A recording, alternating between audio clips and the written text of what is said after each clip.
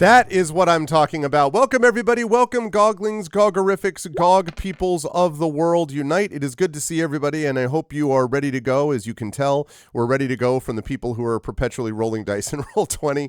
It is my great pleasure to welcome you all to episode 401 of Pen and Pixels.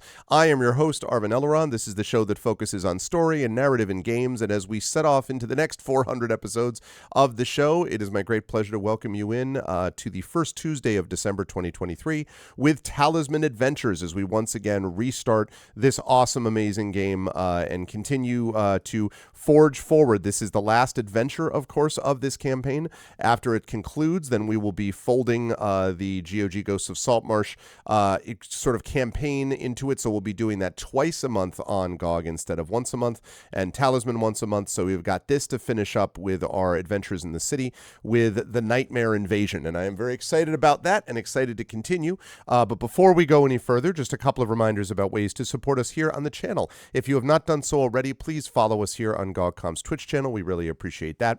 We really appreciate it when people are able to do what Effect Life just did, which is to sub to the channel. That timing is tremendous. Thank you so much, Effect Life. I appreciate it for the tier 1 sub. That will give Effect Life those custom sub badges and emotes to use here and there and everywhere across Twitch, and of course, all DRM free naturally. So thank you so much, Effect Life. I appreciate that. And if you haven't already done so, please consider clicking through to our individual channels, because we all have our own Patreons and subsystems and stuff like that, which is always appreciated if you can support us over there as well too. Quick note on scheduling. So we are doing Talisman Adventures now. After we conclude, somewhat later tonight, we will have Kilgore Trout on with the Uncharted Legacy of Thieves collection. So he'll be doing some more of that as he returns to playing Drake, not the rapper, even though Drake is Canadian as Kilgore is, but still a different Drake. So there's that. I will be back on this channel next Tuesday with what I believe will be either the last or the next to last. No, I'm sorry. That's wrong. I take that back. I completely forget what I just said. Next Tuesday is Ghosts of Saltmarsh. I forgot about that. And then after that, we're going to have the following Tuesday after that will be either the conclusion of Solasta, Palace of Ice, or will be the next to last of those sessions. And then the session after that, it will be Solasta, Palace of Ice, followed by Tintin, Cigars of the Pharaoh, which has now been patched, and I'm hoping that means they fixed it. We'll be then playing Tintin, Cigars of the Pharaoh until that is complete, video game-wise, and then I've got another game that I'm pumped to play as well, so that's going to be awesome. New PC, which channel disc? What's up, Darksaber2K? Thank you for the resub as well. 95 months, my goodness, the power compels you. Thank you so much, Saber. And yes, I'm excited for all of that. It's going to be awesome. And I will be back on my own channel on Friday playing some Starfield as well, which I've been having an awesome time with, and some more tabletop play coming up Saturday with Expedition from the Mysterious Peaks. One note I do want to make for everyone here, since we are in the Christmas season, I do want to mention that whether you celebrate Christmas or not, I assume all of you watching this like a good story. And next Tuesday in the evening, I'm going to have my voice team on my channel with the classic annual event that we've done now for a number of years, which is the reading of Charles Dickens' A Christmas Carol, which is one of the best short stories ever written. And it is not just about the whole Christmas Christian thing. It actually is much deeper than that and much more powerful than that. And Dickens is a much better writer than just to limit him to one thing alone. It's a wonderful story, and it's going to have 6 people that are, including me, 7, 6 professional voice actors that are going to be voicing the various characters for you. So that's going to be happening next Tuesday night after D&D with GOG Ghosts of Saltmarsh. So you'll definitely want to be there for that. But right now, it is time for some more Talisman Adventures. And so I am going to unmute myself with the greatest of apologies for anyone that I may have interrupted because I couldn't hear them. And then I'm going to unmute Firefox so that the dice rolling can be heard again. And then I will unmute them. And last but certainly not least, I will head over to reveal to you the incredible crew. They have returned. Talisman Adventures. And look, chat, we have different colors for every one of our backgrounds. Look at this. We got red. We've got kind of a sort of an army green with Pyron. We've got a blue with Darksaber. We've got a more lightish blue, which is turning lavender as we speak in Mike's room. And then we have basic white that we've got in Undeveloped Bruce's house. It's we got the whole spectrum. This is the rainbow of players, chat, if you will, in terms of our light setups. But it's great to have them with us, and I'm sure it's just going to be as rainbow bright like that in this adventure called the Nightmare Invasion. I'm sure it'll all be fine. Let let me start with, as always, the person right below in the column, and that is Pyron Jade. It's good to see you, Pyron. Welcome. I've heard that there's a little bit of, I've heard a rumor there may be some snow by you, and are you okay? Are you keeping safe and warm? And who are you playing today? So some of you might know I'm living in the northern part of Germany, and they're only reporting on the snow chaos in the southern part of Germany because they had even more snow. But we had like half a meter here today or something like that, and we're just not used to it in these parts. So it's all chaos, and everybody's complaining, and everything is horrible. And we had to move snow like 3 or 4 times today. And I'm not sure I'm going to get my car out tomorrow morning, but I'm going to find out. And yes, Rainbow Bright. Yes, I'm Rainbow Bright. And so I am playing Regina Augusta III, who is currently very intrigued by the mystery of the gargoyles coming to life and attacking people, and has found new admiration for our troll, because our troll started flying, and she's just like, wow, somebody finally understands.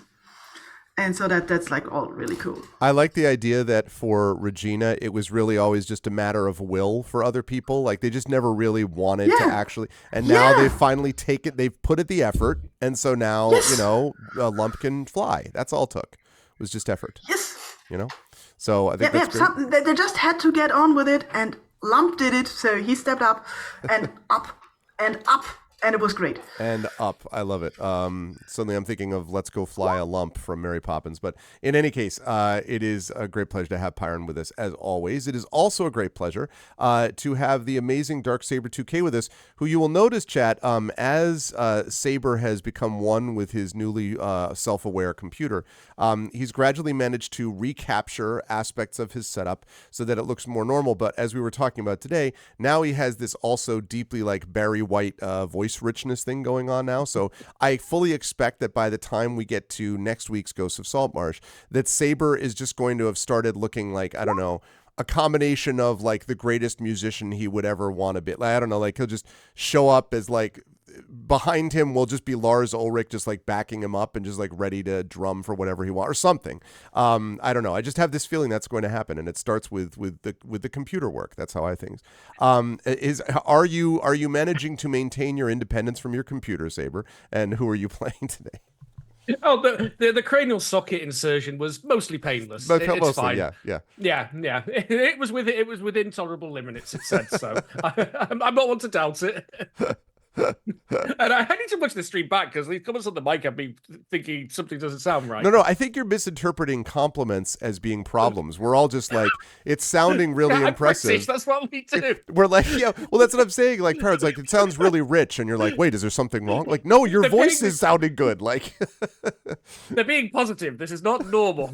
I'm sorry. I need to go back to... I need to bring out the compliment protocol. Exactly. The computer tells you the compliments are within tolerable limits too.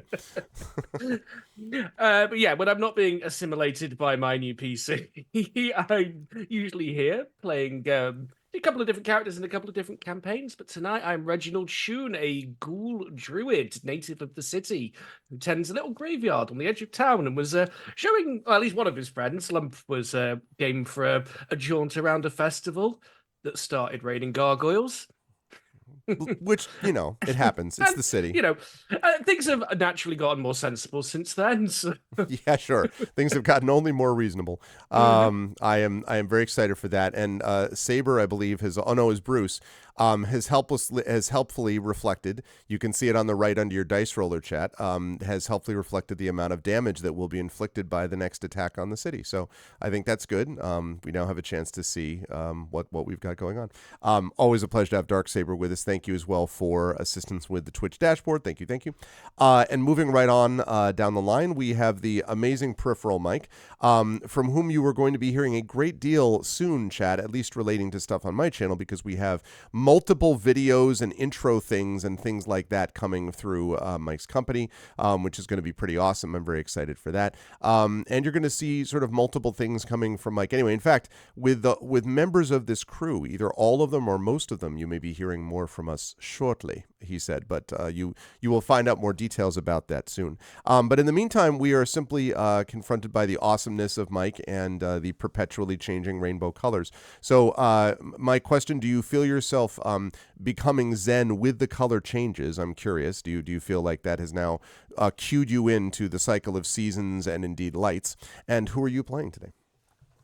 I'm just very uncomfortable with all the comments, all the compliments. Stop being so nice. What do you want? What is with all of you people? I don't want compliments either. You're all going to take compliments and you'll like them. All right. Yeah, I'm good. I'm genuinely really good. I had a really nice weekend away. Unfortunately, couldn't stream on my channel on Monday because I was stuck on a train in the middle of the UK. POV, you take any train in the UK right now, you're stuck somewhere for a certain amount of time because the rail infrastructure system is garbage, which is French for garbage, just in case anyone didn't think I was multilingual. But yeah, there's loads of stuff. We're a plans team now, people. We've got plans. We've got schemes and plans and machinations and all that sort of cool stuff. And there's also loads of plans with myself as well. There's loads of stuff coming in the new year that I'm really excited that I can't talk about. And if anyone knows me, you know I impulsively tell people all the weird and wonderful stuff that I'm doing, but I'm like, no, I actually have to sit on this because I signed an NDA for it, so I have to sit on stuff. So yeah, I'm excited. Keep your eyes peeled to my channel, twitch.tv/peripheral mic for the new year, so because you'll see new things and interesting things and cool things and some rubbish things like me. Anyway, moving swiftly on from the self-deprecation, now that I've counterbalanced all of the compliments, I'm playing Lump, which is our world-walking troll warrior who has recently found that he could fly with the help of a potion of flight and is very not used to the idea of flying because I think he only hit one gargoyle once out of like a 5 or 6 round battle. But he sort of got the hang of it, but he thinks he'll leave it firmly to Regina Augusta III from now on, who is our resident flight expert. He is not even an amateur at this point. It was more falling with grace rather than flying. So yeah, dead excited. Dead excited. Very awesome. I am excited to see what Lump gets up to and how far up Lump gets to it. But it's going to be awesome times. Thank you, Mike. Always a pleasure. And also a pleasure to welcome back Undeveloped Bruce, who was with us and who has restored with the Halo-ish, wings of power from the background. Yes. I feel like is that Weddle's latest sort of evolution is going to be this sense of I now play a lot of like sitar and like, heavy sort of like Eastern influenced instruments and all that so that you can become one with the cosmos. Is that Weddle's next move, do you think, or not? But more specifically, how are you, Roos, and who are you playing today? I don't think anyone can predict Weddle's next move musically. He's still coming to grips with, he's not going zen with the universe. He's really struggling with actually how talented his new rock friend is. It's from the new young generation of upcoming artists. He's feeling a bit like, oh gosh, if I carry on like I am now, am I going to become obsolete? Minstrels, playing traditional instruments just not going to be in for much longer. How's my career? He's really scared for his career generally, so but he's fighting. He's going to survive. He's going to keep evolving as an artist and trying to keep up with the times as best he can. But yeah, I'm good, thank you. I have a snake now. I feel like people would look at me and go, you own a snake, right? And that's been the case for a very long time, and I kept having to say, no, I don't know anything about snakes, but now I'm a snake person, so I can answer that with being like, yeah, I got a snake. It's like 5 feet long. How have the dogs adjusted to the snake? I haven't given them much of a chance. The snake exists completely separately from the dogs. But in the few times that they have met, the dogs don't seem to recognize snakes as living things at all. They react like I'm just like holding a book or something, and they're like, yeah, that's cool, ma'am, but like, do you have a treat? Right. Which is, I think that's a desirable trait when you own different types of pets that might otherwise want to eat each other. So that's my major thing. And I am playing Weddle Weds Cragman, who is a dwarven minstrel from up the crags. and he has a wizard held captive in his bedroom that he is ignoring and pretending isn't there because he's not sure why he did that. And so he's just going about his day and investigating with the gang, etc., and just sort of pretending that he hasn't got a wizard in his bedroom. I mean, it's a wizard. Hopefully, it'll be gone by the time we go back there. So it'll be good. Yeah, they go off generally on their own, and so I'm sure it should be fine. The plot twist, of course, is that the big bad is actually the half-naked wizard. So at the end, you will discover that the true answers was all along. Or another way of putting that, Chad, is that the real gift is the wizards we met along the way. So that's really the way to look at it. But let's talk a little bit then, everybody, about what happened in our last session. Let me fire up this music. Let's fire up here the music right there, which should be working now, I hope. There we go. Lovely. So, in our last session, the party was brought together here to the city for a particular an exciting festival. It is a festival in which people give each other gifts, a festival in which there is a certain amount of joy in getting to know strangers. It is the Festival of Strangers, and the way it works is that you generally give small little items to each of the strangers. So a stranger meets each other and you'll give someone a knick-knack or something along those lines, which all seemed to be completely fine as a concept until it became discovered that there may have been something given that was not your normal everyday gift. The party was going along just fine when the city came under attack from gargoyles, which, that just is a thing that happens. But it wasn't just one gargoyle, it was multiple gargoyles all across the city that ultimately came to life and attacked people. This is obviously not normal, and although the party was able to fight off their gargoyles, there were some buildings that were badly damaged or destroyed, and of course the city guard is now attempting to figure out what the hell happened, and the party has been employed to sort of track down and trace down the way in which this might have happened. And in the midst of that, we had the wizard in the room. But I digress. We'll come back to the wizard at some point in the future. The party then decided that they had to try to gather information, and by examining the gargoyles, they were ultimately able to find the sculptor who carved the gargoyles. They found this through Orzur's Magic Emporium, and the owner was able to tell them that it was an Ebba Silverbow who was responsible for having carved the gargoyles. And when the party came down and tracked down and found Ebba explained that, oh yeah, I do these gargoyles as almost like a kind of therapy, basically, because as a child, I don't really love gargoyles, and I really was afraid of gargoyles as a child. And so, that was the way that I generally am, and so I sort of do that to come to terms with things.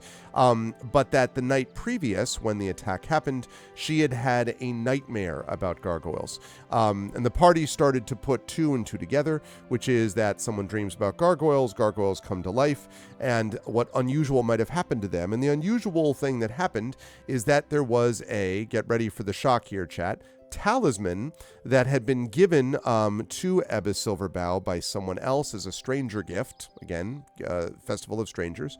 And she had been wearing that when she fell asleep and dreamed of gargoyles. Naturally, that means that trying to track down the person who might have this talisman, because the party has run into talismans that cause issues before, as we all know, finding the talisman that might be responsible is maybe the only way that the party can prevent not only the attack that happened last night from happening again, but other, perhaps even more disastrous examples. The only lead the party has, basically, there's two separate directions. The party can either go back, as they've decided it, and try to figure out who gave Ebba the talisman, or they can try to track down whom Ebba gave the talisman to, because Ebba does know that. It was a person called Leonor, a gladiator, that she had passed before breakfast. She was tall and golden-haired and powerful, useful. And Ebba really wished that she was like her so she could have fought against the gargoyle attack that happened last night. And so the party can try to track down where the talisman came from. The party could try to track down where the talisman went to. Theoretically, the party could even try to conduct research more about the gargoyles or the talisman as well. They could, any of those things are possible for the party, or something else that I have not even considered. So having talked about all that, I will now hand things back over to the party, which has just taken Reginald and Weddle, have just walked away after having learned this information from Ebba. And so the question is, party, what would you all like to do? I assume we'll regroup and strategize. Yeah, that definitely sounds like a plan. I can also be there. Yeah. Yeah, you're our main strategist. Yeah, I've got the book you on got the book. tactics. I have to read Yeah. a different book because I need to just check up on my spell rules. Okay, I'm gonna bring my book on tactics and I'm gonna be there. We're not gonna regroup at the hotel where we are keeping the drunken dwarf. Though, That's right? not a hotel. That's my dwarf That's friend. her apartment, literally. That was Oh. letting me sleep on his sofa, That's and I brought Ed home a Wolf being- wizard. Thank you, by the Tales way, on for Tap the for raid. the- Yes, thank you. Thank you for the raid, Tales on Tap. Also, just quick little bit of business. Am I hearing like a dish spooning something? Yeah. No? Byron. Jacques. Okay. That was so the sound of Regina going through her not bag, because she doesn't have a bag. But if she had a bag, she'd be going through it for the book, and that's what you heard. absolutely, it's immersive. Pandora was thinking it was tavern background. That's true. Like, this is the full 4D experience, chat. You are there. So thank you so much, Tales on Tap, for the raid. Thank you, Dan's Days, and everyone who's over there. We are playing Talisman Adventures. Quick bit of housekeeping. So Weddle, I have you at 32 out of 32 life, 5 out of 8 spell points, because you did use a spell or 1 or 2 in that fight. And do you start with 2 out of 8 light fates, I think? Is that what you start with, is 2 or 1? 2. 2, okay. Regina, I have you at 30 out of 30 life, 8 out of 12 armor, and 1 out of 8 light fate, unless you start with 2. I don't remember if you start with 1 or 2. I start with 2 and need to find my character sheet. Oh, this is the thing. I've got my character sheet. Yes. It's the kind of day. Armor. Yes, 8. 8 is correct. Life is 30 out of 30. Light fate is 2 out of 8. Okay, very cool. And that's awesome, Tales on Tap. What were you playing? What system? And then Lump, I have you at 30 out of 30 life, 11 out of 12 armor, because I think you took some time to restore some of these things. Yep. You have 3 out of 3 armor for your Myrmidon helmet.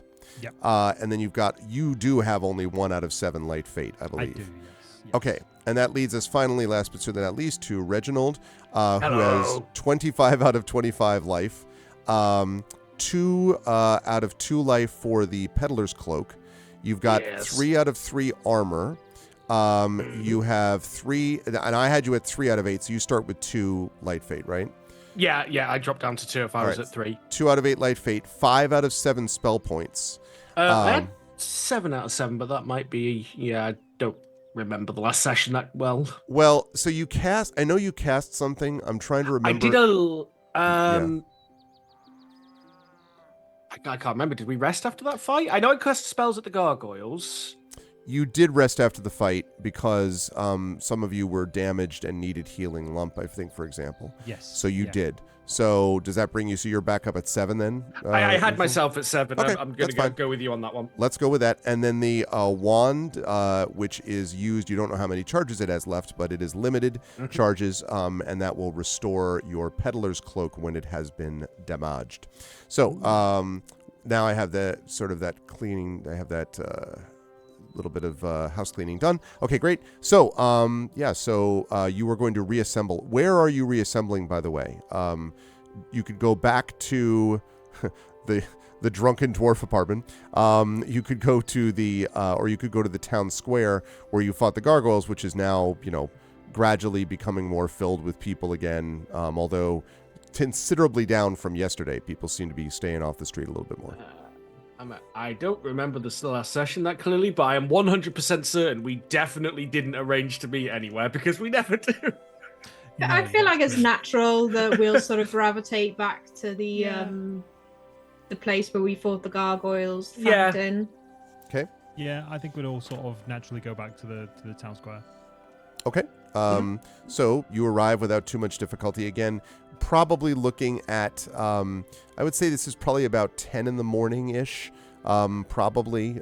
So reasonably sunshiny day. But again, a lot of debris on the ground that's being cleaned up by both guards and merchants as you all arrive. And you were, of course, you still have, I think, Eridan has been hanging out with you, if I'm not mistaken, Weddle. And that, of course, is Eridan Frampton, the music-curious orc who has been hanging around with Weddle. I thought he was a troll. I beg your pardon, not orc, troll. Yes, I knew that. So cool. And I have him down as a precious bean. Precious bean. Yes, that I didn't want to take away from you. That's your terminology. Right. Should we share information among the group? Hey, I've got information. There's a tavern over there. We should definitely go to the tavern. We don't go to taverns often enough. And we can sit there and we can drink there and it's better than outside. Yeah, all right. You convinced me. Okay. Okay. Awesome. Did we spend all our money on equipment? I was hoping you didn't. I hold up a literally empty coin purse. Yeah, I've got zero money. I also have zero money. Oh. Maybe free drinks for Heroes of City. I don't know. tried I feel that like it's the before. kind of thing that they offer, and it's kind of rude if you go in and say, "Look, I'm a hero of the city, so can I have some free drinks?" Like, if they naturally offer, then yeah, but you can't just go up and ask and be like, I tried that. I tried asking last time, like the first time we saved the city. I just was like, "I'm the hero. Give me booze," and it didn't work. I think bars are very used to minstrels coming in declaring themselves saviors of the city for free drinks. It happens a lot. I've asked before. It seems fine sometimes. That might be. This is really bad. What can we asking. what can we do to get money back? What do people do to get money? There's all. I think I have board game law that's relevant. There's always the dung sweeper. Can do job. The dung sweeper gives people money? For sweeping dung. That doesn't seem like... I don't think it works like that. That doesn't seem okay. What's wrong with it? She keeps the city clean. She keeps people employed. Food money. Shelter money. People need jobs doing. You do jobs, But- get gold. Right. Well, let's be honest. We don't have time to go and find part-time work or anything. We got to find this blonde warrior that was seen at that place that we were told they were seen, and hunt them down because we've only got until nightfall, and then they're gonna go to bed with this necklace on, if they even still got this necklace, and then they're gonna have a nightmare, and then goodness knows, at least this time it was gargoyles. What are you lot afraid of? Because I'm afraid You with a talisman. Yeah, I actually had a nightmare last night where we found another talisman as a group, and then instead of, letting me have it, like we said, we destroyed it. and the talisman got destroyed, and that was my nightmares. I keep having it again and again because there's so many times now where I'm like, oh, let's take it back to study, and you're all like, oh no, let's throw it into the volcano. Well, you know. you've given me an idea for an interesting experiment. My nightmare versus your nightmare. We'll have to like wear the necklace at the same time. Maybe they cancel each other out. I think we are looking for a gladiator. And now that I think about it, I think they earn money by fighting. And that might be something we should be onto. I could do that. We've done a lot of fighting and we haven't earned much money. I can punch things and go on. See? I could use some time to study this scroll. My counterspell scroll. I need to study it for 2 hours and pass a check. Oh. Mm-hmm. Actually, Well, okay. quickly while we're on discussing things, there was a weird thing with the spell learning that I noticed, and I checked errata because it was that weird. Okay. Because they list for nature they say I have to pass a metal check, which is a strength sub-skill, but the other two ones they list are wills and respite, which are both wills and resolve, which are both craft. Making me think the metal should have been insight, but I don't know. Or that they figure that it's sort of that there's different ways to get to sort of understanding of the spell, and that nature would be a little bit more primal, almost like, do you have the strength of the bear so that you can, that sort of thing. That might does be tie in. That's fine because I do have a way around that using my skills. Then okay, that's fine. I can still navigate forwards. So are the rest of you then? So you all going to try to track down this gladiator, and then en route, like Reginald's going to be like reading away at the scroll? Is that basically what I'm understanding? Basically, yeah. Well, Reginald's not going to get very far punching things for cash. Someone would probably find him if the graveyard catches fire or the dead start spilling out onto the streets. Mm-hmm. That's true. Yeah, so, punching for cash and profit may be more lumps thing. Yeah, I'll sit and I'll just like I'll never look up from the scroll, but occasionally I'll just like lift a fist and go like, "Yay!" Okay, so the way that we're going to sort of abstract this to figure out where this all might be is I am going to have people track down the talisman's origin, basically using trying to find where this person may have gone by doing a series of tests. So this is going to be an investigation test. However, you will be happy to know, as soon as I can find the information, you will be happy to know that this is something that a few of you would be able to assist upon as well. So basically the way that the assist is working is if you can figure out a way to pitch it to me, then that means that you will get a benefit, which is going to be a part of this. So depending on how well the assist actually works. So one of you or multiples can be doing the search, but it also could be that one of you is making the main investigation check, and then the rest of you are going to be doing assists on it, with the exception of Reginald, who I'm going to assume is going to be focused on things other than assisting you to track people down. So this would be a Regina, Lump, and Hweddle, one of you doing the check and two of you assisting each other, would be my thought. Sounds good. I am terrible at investigation. I will assist. I was going to say the same. So it's up to Regina? Yeah, so that's two people stepping back. But You got this this. Fly feels- around, look for things. You got this. I mean, maybe. Why would maybe Regina knows where the gladiators hang out. Maybe she knows something about sports betting. That seems to be like right there, Ellie. I'm going to a sports bar and will ask where the gladiators hang out. To This the seems local like a reasonable sports thing. bar. The sports bar. Okay, I love it. We will talk about that sports bar in just a minute. So then, Hweddle and Lump, how are you assisting as Regina is about to do this investigation? What are you going to do to How assist? is the person we're looking for described?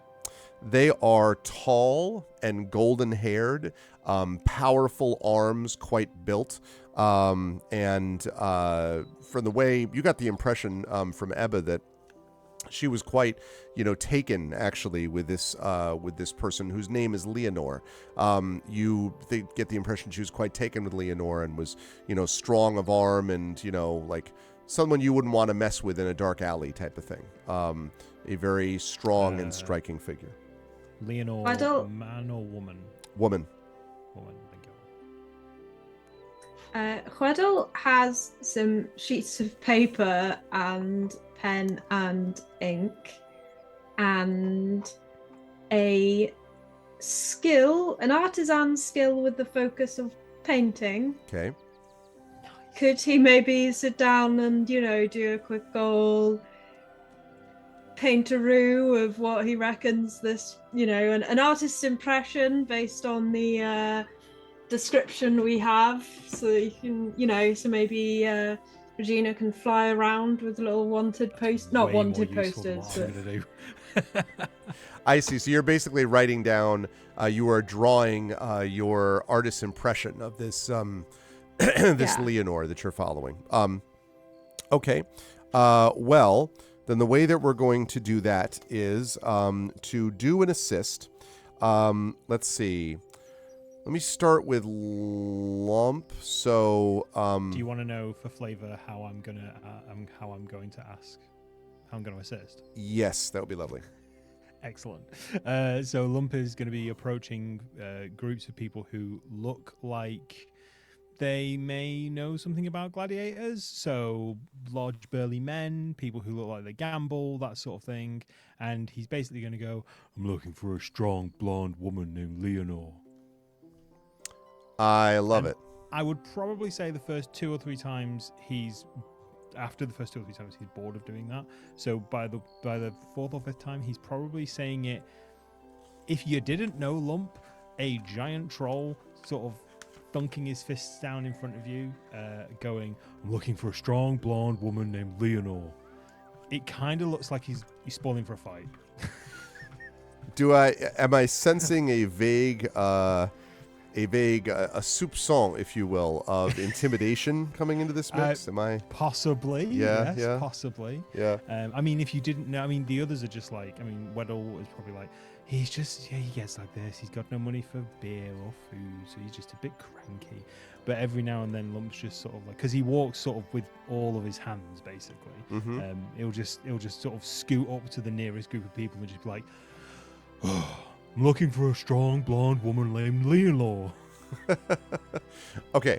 I would like you, please, the way that we're going to do this for the assistance is you're going to roll a 1d6, and you're trying to get equal to or lower than your skill in the area of intimidation. And you do have the intimidate skill, and thanks to the handy-dandy skill chart of Pyron. But we need to know, actually we don't even have to go through that thing because all we're really doing is seeing whether or not it's less than that raw number. So what is your intimidate skill number? This would be intimidate, I would say physical coercion. I don't even think it's veiled threats. Physical coercion. I have the skill and focus in physical coercion. I actually don't know the skill, the core skill for that. So what's it's brawn. It would be brawn is the aspect, yep. So I also have intimidate. Lower than that number. Equal to or lower than. That's right. What is your brawn, first of all? 7. Okay. So on a D6, I'm pretty certain. But actually, it has to do with how much less. So go ahead and roll. A 3. So you are going to add 4 as of right now to the person who's to Regina's roll. And Hweddle, you are doing do we say what you're doing to gather to assist? I know what Regina's doing, but what are you doing to assist? Yeah, I painted an artist's impression. Oh yeah, the artist. That's right, the artist's impression. Yeah. So what are you thinking about in terms of what that's like? Is that we talking like is that artisan? It's already helping if Hweddle puts down the name and everything, because you know how Regina is, and it might just fall out of her head. So this is having a little paper. I don't even know if Regina can read. I have a book. Oh yeah, sorry. Could I It could maybe be assign approachable. boots to them to help somehow? Like just moral support, if nothing else. You can say, That's well, good. I'm reading the scroll. I'm not paying him any attention. He's bored. It's a good question. Well, okay, let me come back to that. Let's figure out what we get for Huetel first. Because I definitely am more on, he's painting a picture, blonde, burly woman who, based on Ebba's description, as very awesome and cool, flexing, I'm and thinking that's got a little necklace. Yeah, looking for Eleanor the Gladiator. I'm thinking that's an investigation, is what that sounds like to me, which would be based on either wits or insight. I would say either one of these would probably work for different reasons. So, if you have that skill, do you have investigation? Wait, painting? No, I was definitely going for the artisan thing because I have a focus in painting. I will take that. I think that's reasonable. I don't have a problem with you doing the artisan thing. So we're looking here at either insight or agility, is what we'd be looking at here. Insight. Okay. So what do we have for a total score then for that?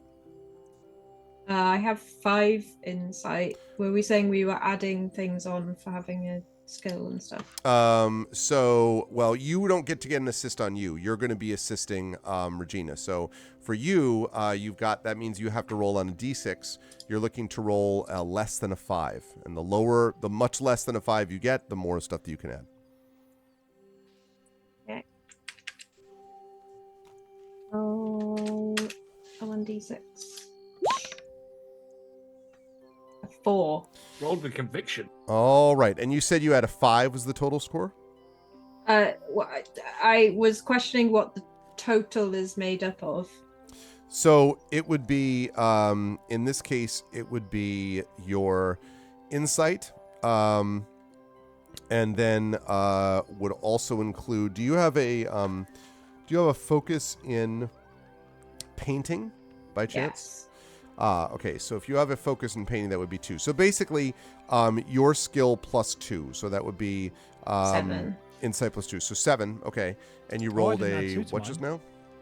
And I rolled a 4. Okay, so that's an additional 3 then gets added to the list. So as of right now, Regina is going to be doing this at a plus 7 to actually track this down.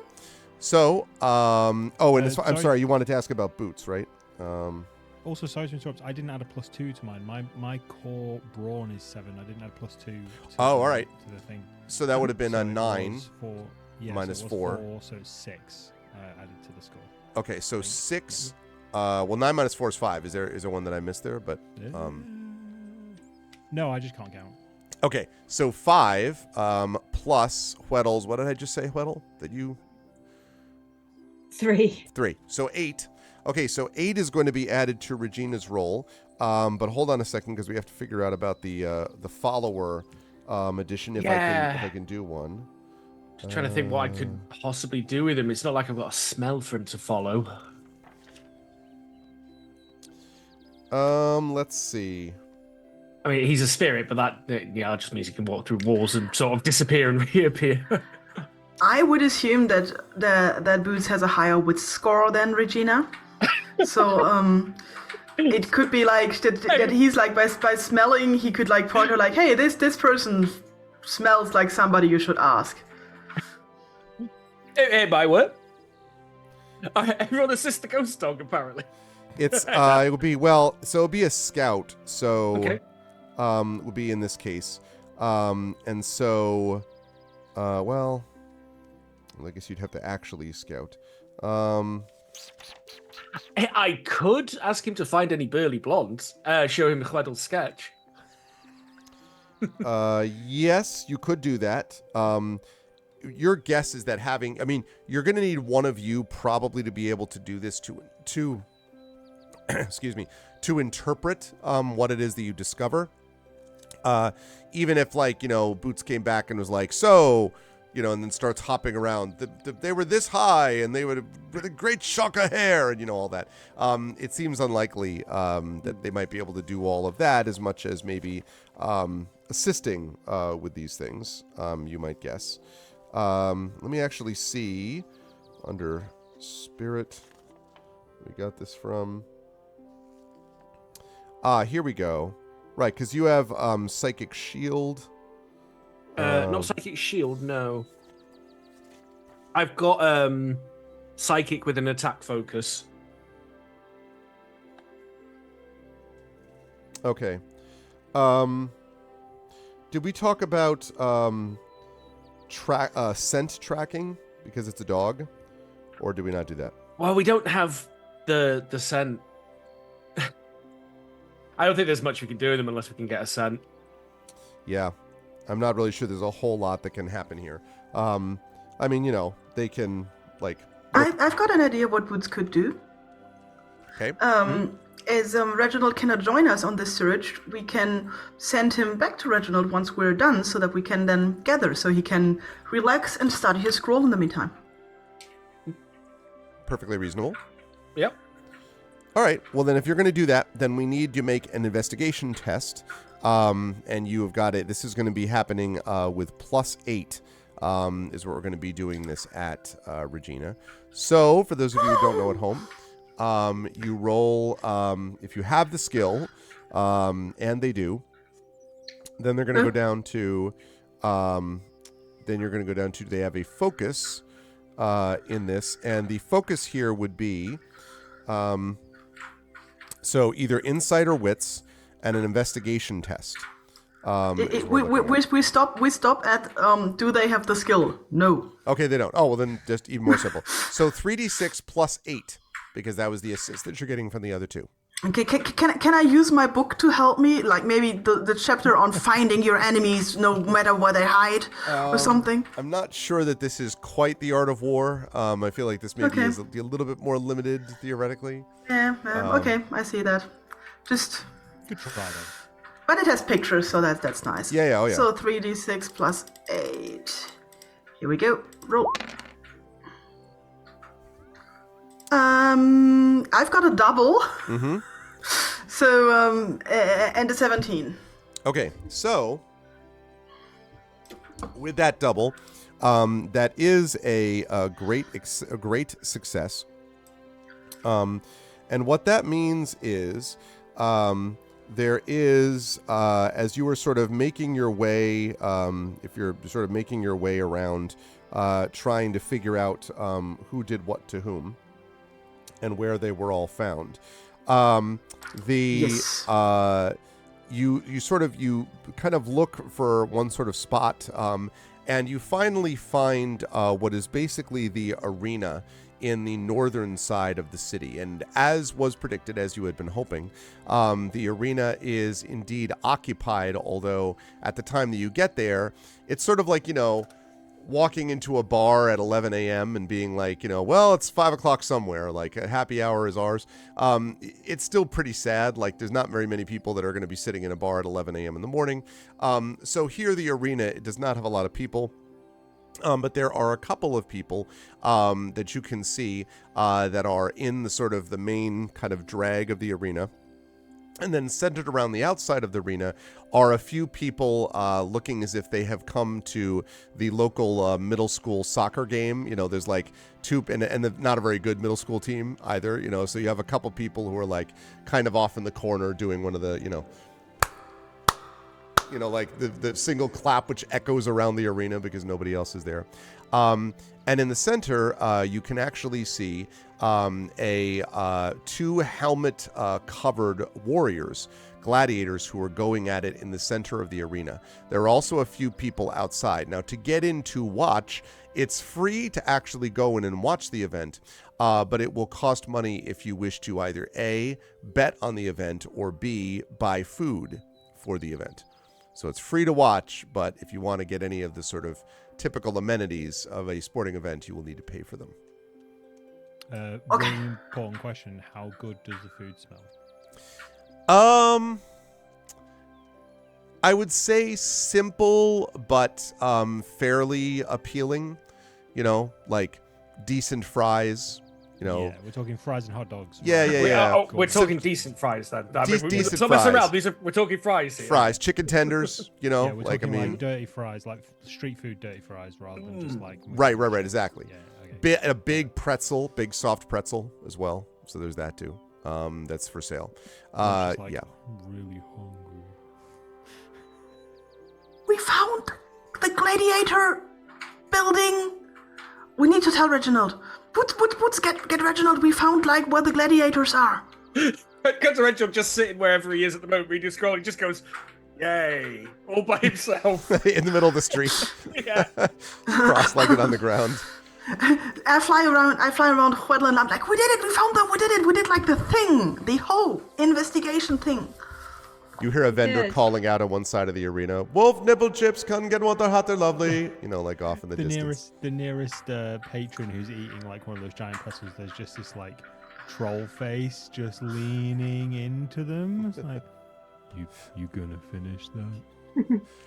And they're like, "Ugh!" It's sort of, and they kind of like, kind of don't respond, but they shift several seats away from you. Sorry, Weddle, what were you going to say? Okay.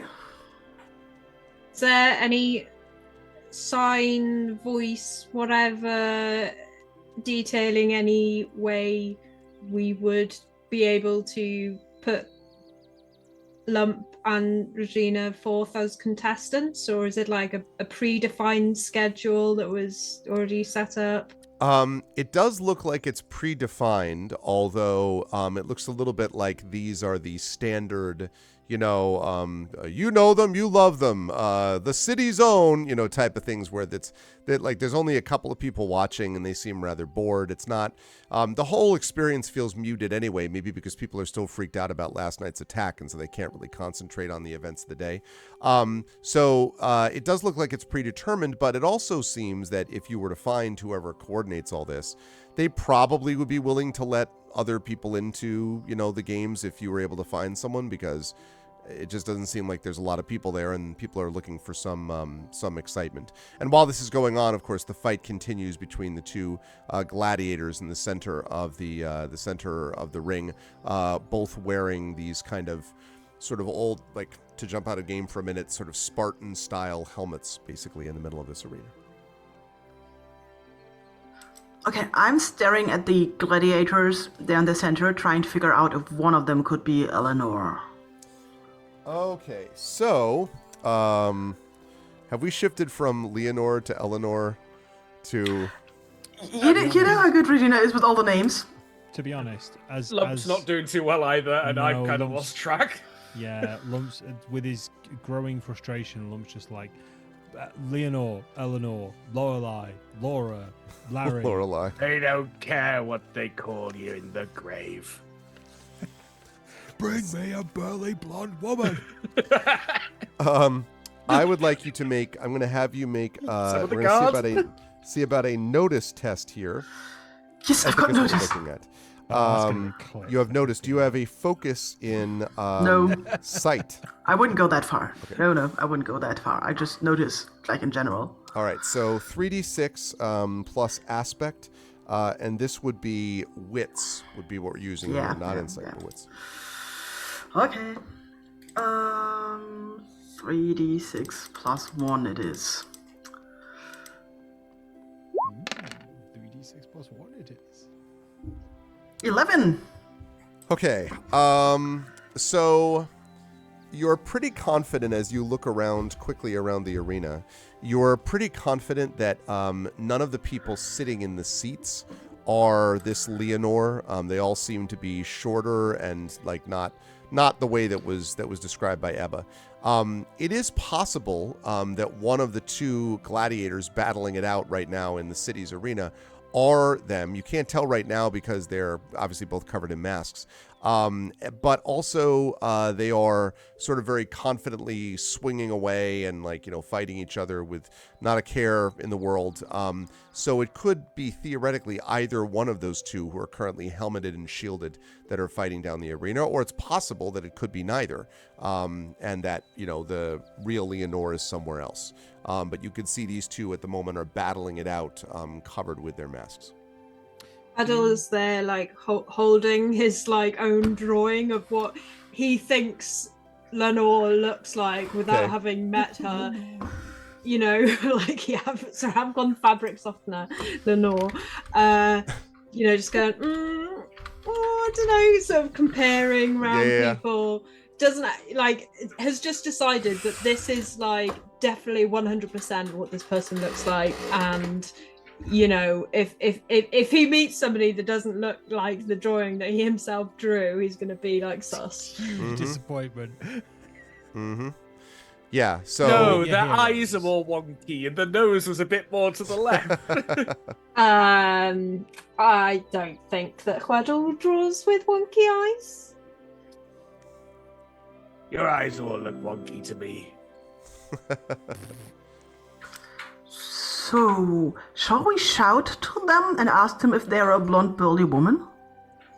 Did you relay any of that information to us?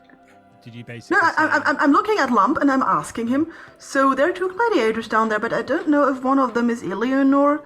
Should we shout at them and ask them if they are a blonde burly woman? He leans in and he's like, Is it Eleanor? Have I been saying it wrong? I don't know. I think I it's look at Luna. I look at the paper provided by Hweddle. What is the name? Hweddle didn't write a name on it. no. He was too Lenore. busy getting It's the just exact blank. flickiness of the hair right, the god rays behind them and the vanquished enemies on the floor. Oh my Yeah, god. yeah. It's a think very detailed drawing. All right, Lump screams over. Oi, are either of you a burly blonde woman? Okay, so and that echoes through the arena, and several people kind of look up in your general direction. Let's see. I'm going to stop. The people who look up, everyone turns around to him. He's like, "No, not you, them." I'm just picturing everything stopping and looking towards Lump right now. Okay, I'm looking around, and I'm trying to figure out why the people are all staring at us. And I'm unsure about this. And so I just shout towards the people behind us who are closer, it's not a sexual thing. So I really hope that helps. So the fighting stops for a minute, and they all Lump sort looks of look. really confused and turns to Regina. He's like, "What?" It isn't it, right? One of them sort of lands a blow on the shield of the other, and the other person staggers back a bit. And then someone at the edge of the arena holds up his hand, and everything sort of falls silent. And he looks up at you and for a moment, and you can see that he's got he has this kind of very bright and sparkly suit coat that he's wearing. And he has this kind of mustache and goatee. His hair is slicked back in a mullet. And as he looks over at you, you can see as he stands up that he's got a couple of buttons on his shirt open. You can see this sort of chest hair kind of peeking out of it. He's not a super burly guy, but he's clearly, trying to compensate in the best way that he can. And he holds up his hand, and the fighting stops for a second. And he says, again, a little bit echoey because it's coming from the other side of the arena. Well, what we seem to have here is a failure to communicate. It appears to me that we have got some people here interrupting our little soiree. You're all like, soiree, it's during the day. And he goes straight on, and he's just like, perhaps you'd like to be part of this arena thing here, if you're so hot and bothered about bothering my fighters. And both fighters, masked, again, helmeted so you can't see them, are sort of staring up at you. And he says, all right, people, who would like to see one of these fine 4 individuals before you come down and battle with our gladiators? And the one guy over on the side of the arena is like, which is basically what he's been doing for everything, like regardless of what's been happening. He's just sarcastic clap guy has been going for a while. And, you know. I can't So. concentrate because of Bruce's background. What is that background? No, just ignore the middle piece. Just see the golden light. You know.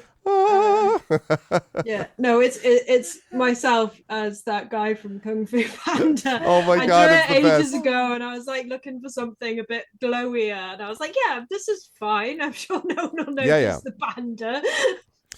So he blended in right. So he says, I assume that you wish to battle as part of our little engagement here. Is that accurate? I look back to Huedel and Reginald. He said soiree. Isn't that when you conjure ghosts? Usually I have to make an ointment if something's soiree. Huh. Hi, Reginald. So now does he want us to fight ghosts? Because I was really bad at fighting ghosts. I don't want to do that again.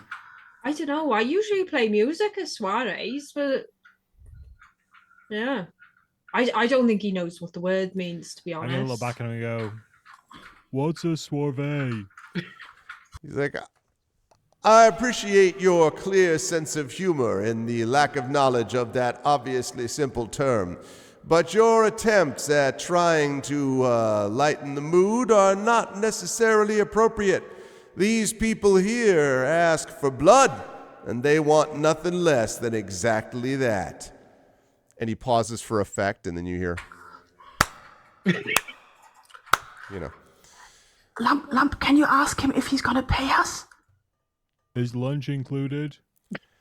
All competitors to the arena receive a free pre-fight sandwich.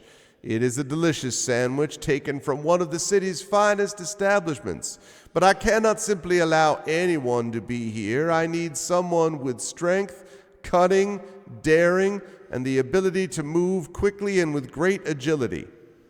And his eyes light up. Huedel sits down. Like as he's talking, like just sits down. Like Lump looks back at Regina. Yeah, we're getting paid. Okay. I sit down in the seat reading my scroll, just go, yeah. I'm still not really good at that cunning thing. I had looked it up earlier and it's not really my forte. So, do you think if we like team up or something? Do you have cunning? What do you have 40 of? I assume your discussion with each other whispering is because you do not wish to choose one of you, but the two standing ones. Shut up. Hey, don't tell me to shut up in my own arena. Well, we'll Somewhere get in the to back, in you a hear a minute. Reginald sounding voice going, "They're scared." Look, I'm very hungry, all right? We're just having a talk. Look, are we doing this or what? Yeah, come on, let's hurt him. All right. I can fight him all day. All right. I can fight him until I get really, really hungry, then I might eat him. Yeah, let's do that. All right. Didn't he say pre-fight sandwich? That means you get the sandwich first. Oh. That's true. I could do that. I could definitely go for a sandwich right now. Fuel in a fight. So yes, so he is willing to. He is willing to do this. The gladiators sort of step aside, and he discusses things a little bit, and then he decides the following. So this person, by the way, is he calls himself the Mouth of the South City. You don't really know what the details are, but he just calls himself. He says, when he's up close, you don't have an echo anymore. And he says, well, you can call me the Mouth.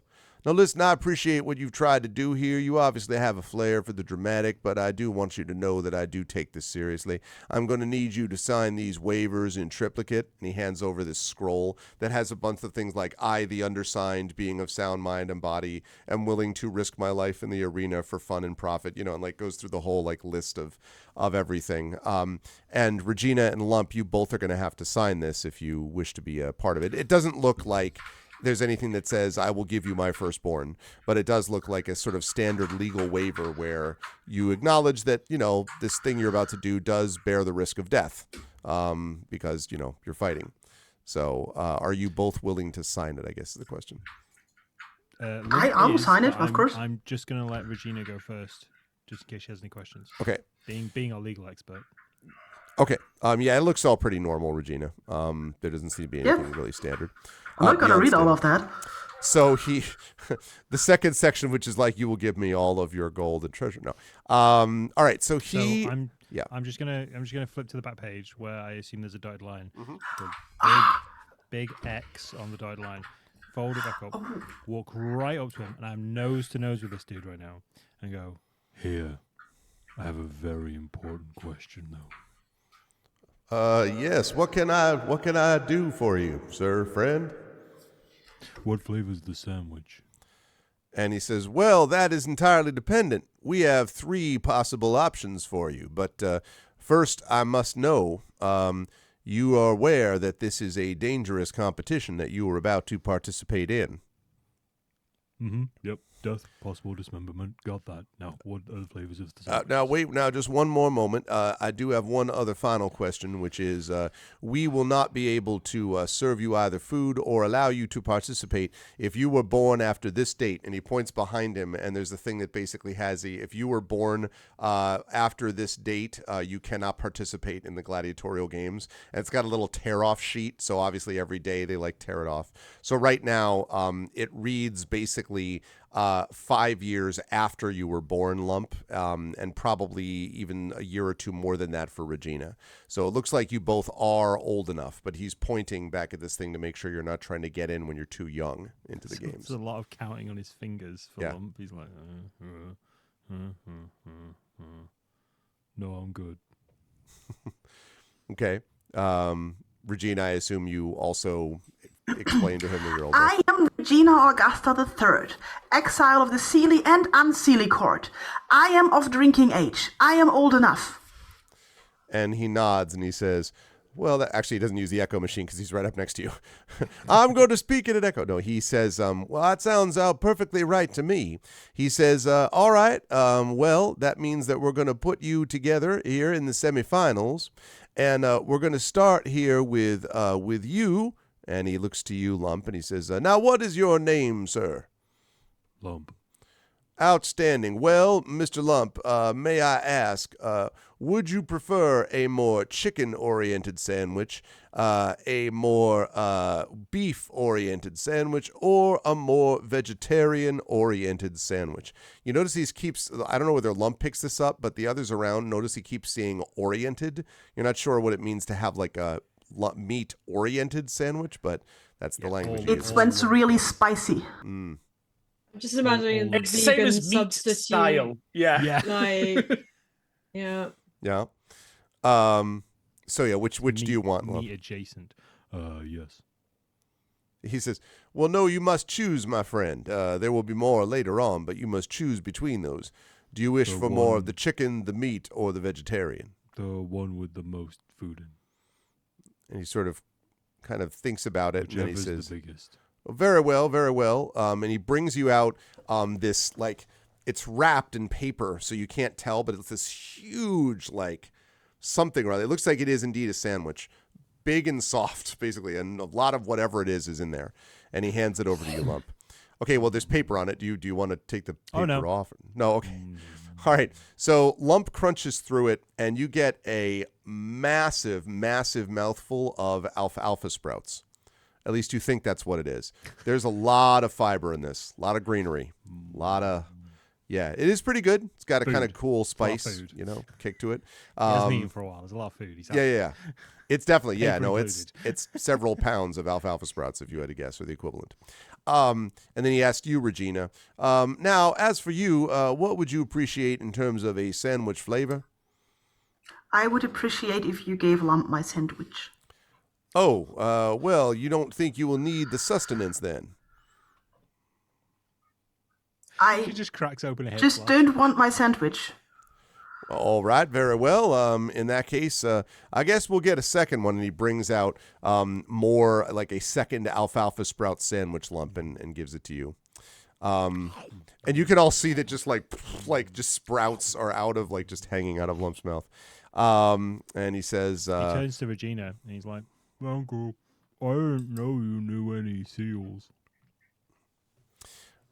meanwhile, Reginald Seals? and Like the ones that go. Yeah, you said you were in the seal court. Oh,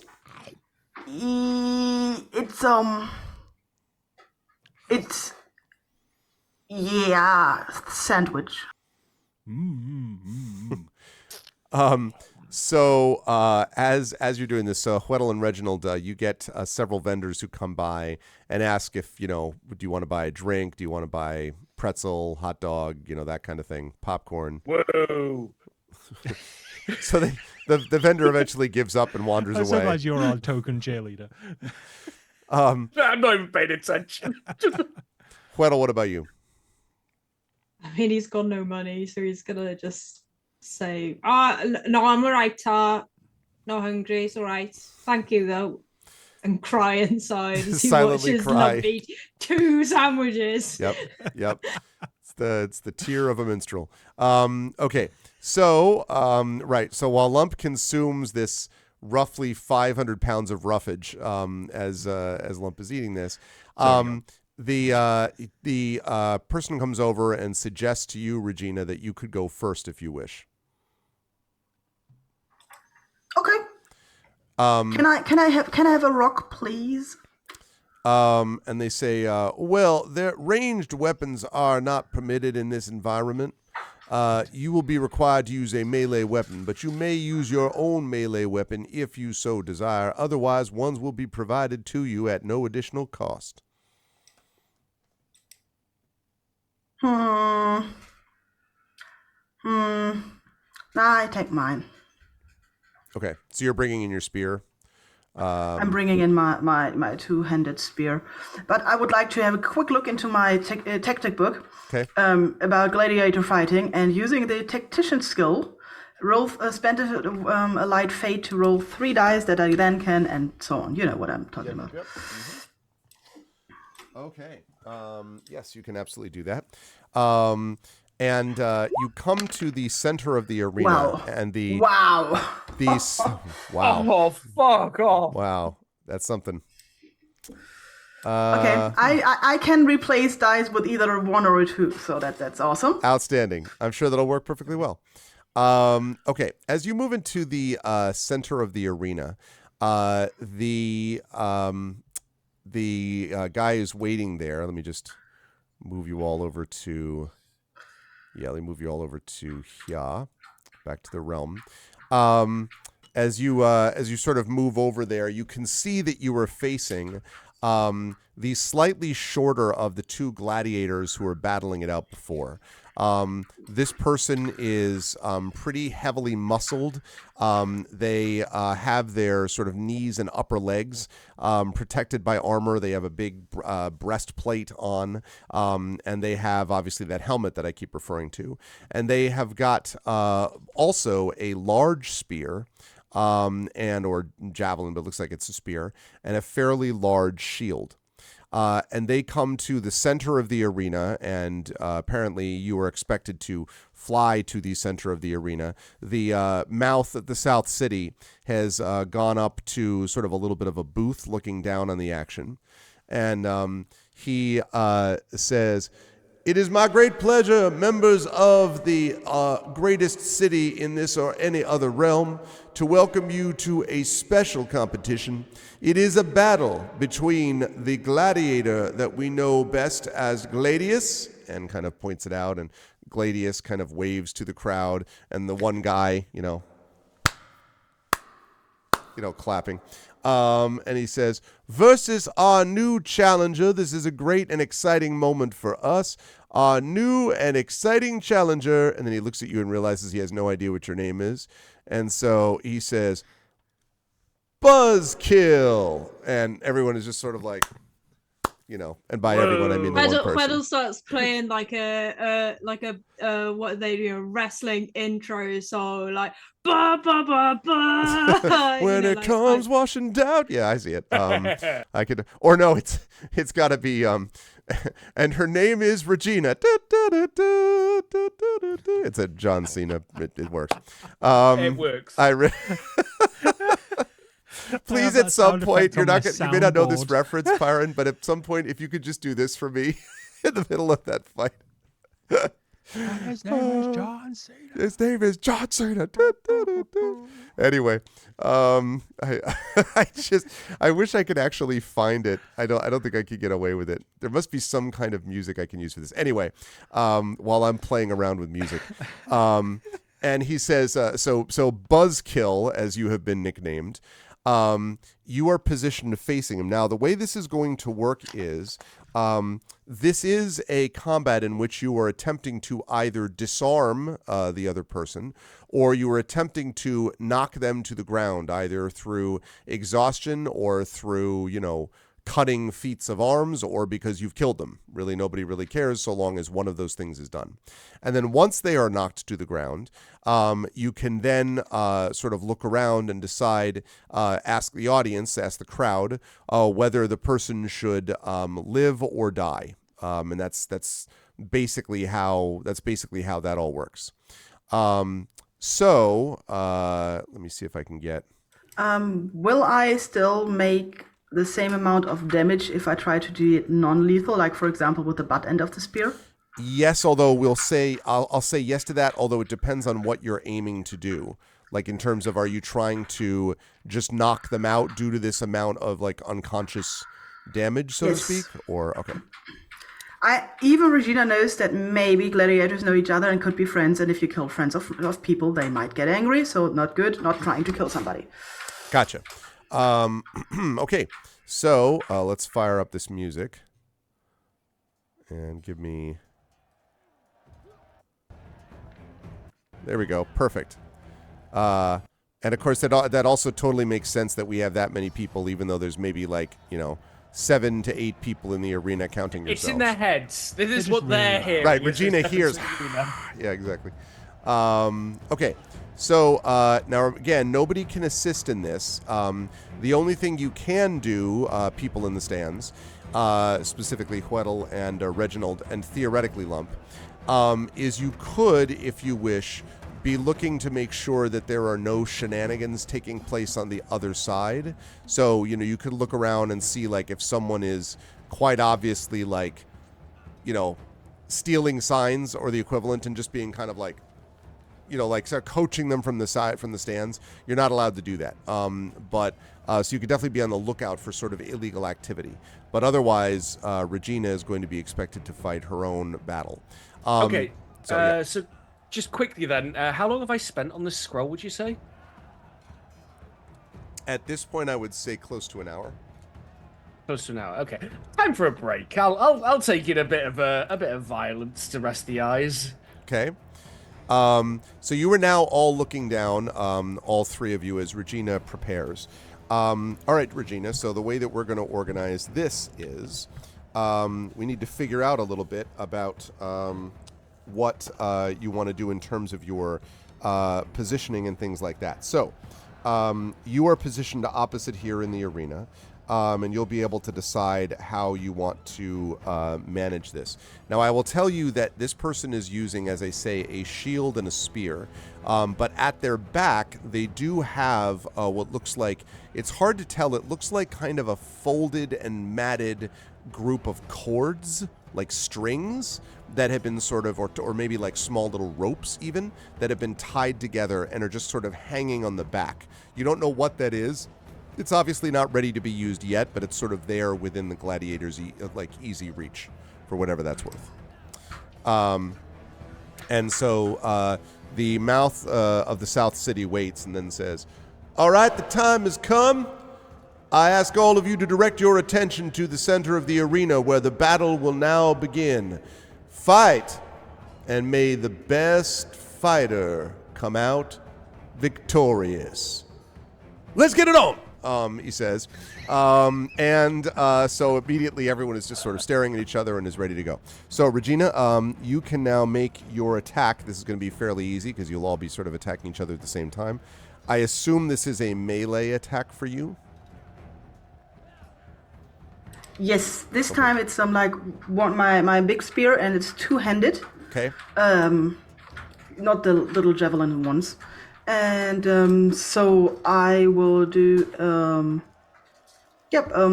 two-handed spear attack. Okay. I just closed everything. That was wonderful. One moment. Need to get all of you back. There are you. No. Wow. So, got too many windows. So, I've got. Boy, do I know that feel. Yeah. I've got the skill. I've got the focus. Tools, you've got the talent.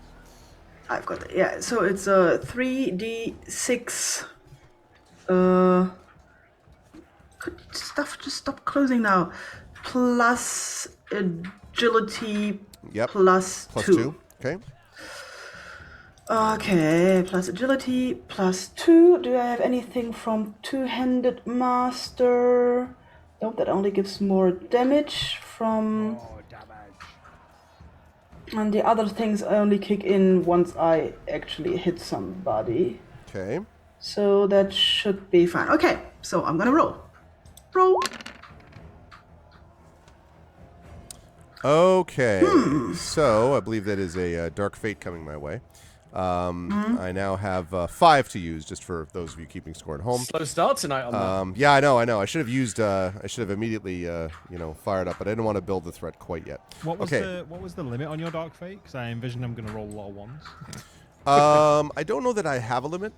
I think you do. I just can't remember if it's twice the amount of players or the amount of players. I'm sure it's something related to player numbers. Yes. Yeah. Hold on a second. Let me find out. Not that he'll be close to that right now. We're actually, it's been a very Dark Fate light. I can't phrase it a better way. Dark Fate light evening. Yes, so far. Light is in L-I-T-E. Yes, that is true. Okay. Okay. I just so remember the last time we racked up quite a lot of Dark Fate. He was very close, if not. That's like every session. Limit. It's like every bloody session. Let's see. But then we get some clutch light fate uses in. All right, hang on a second as I'm trying to find what I need. There we go.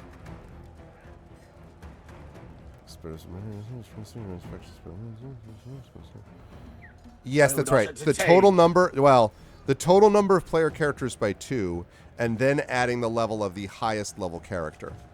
Okay. Okay. Yeah. Well, that's so we're a lot of talking Dark Fate. 8, and you folks are level 5, so 13. So Okay, I think it'll be a while. This session's not over yet, folks. Let's go for the record. Yep. Okay. You know what? We know the parameters now, don't we? Now we actually understand. Yeah, that's actually useful to know because I never even thought about coming close enough to hit it. All right. With us in tow. Well, I mean, listen.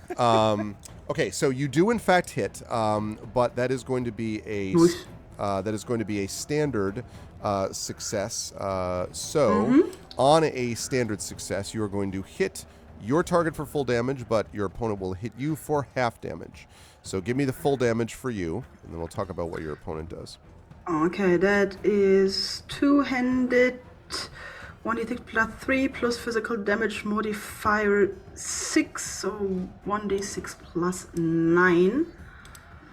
1 moment, 1d6 plus 9. Roll. 15. Okay. And I would like to spend a light fate to do this as a mighty blow, which I can do if I roll a standard success or better. Okay. And I'm gonna reduce my enemy's armor points by scroll 3. Before the attack is applied, so I would assume, right? Reduce the armor points by 3. When you roll a standard success or better on a attack test, you can spend a light fate to reduce armor points of your enemy's armor by 1/2 of your strength before resolving damage. Okay, I see. Before resolving damage. All right, so 3 less armor points because I'm like, whew. Okay, and how much damage separate from the armor? 15. Okay. All right. Well, that staggers the gladiator. And they do get half damage in on you, but they look quite hurt from all of that effect. As they kind of sort of stagger back, you pretty much wipe out a lot of their armor. You are going to impact them. They look very close, possibly to falling over or the equivalent, because you're doing this all in non-lethal way. But as they battle back against you, let's see the amount of damage they're going to do, which is, of course, halved. Let's see. So we're talking... All right, so that is going to be 5 damage that comes through to you, which if you take that on your armor, then we're talking about 3 out of 12. And remember to X out now one of them as well. 3 out of 8. I'm not up to 12 again. No, you have 12 armor to begin with. You had 8 out of 12 armor is what I had you have. Okay. You have light fate is 2 out of 8, but your armor is 8 out of 12. So okay, so how much of my points do I lose? So you would get 5 armor is taken off, so you're down to 3, but you only lose 1 of those permanently until you retrofit it or whatever. Yeah. So you double slash it basically, that one. Okay. So you're at 3 out of 12. You didn't get any damage through to you though.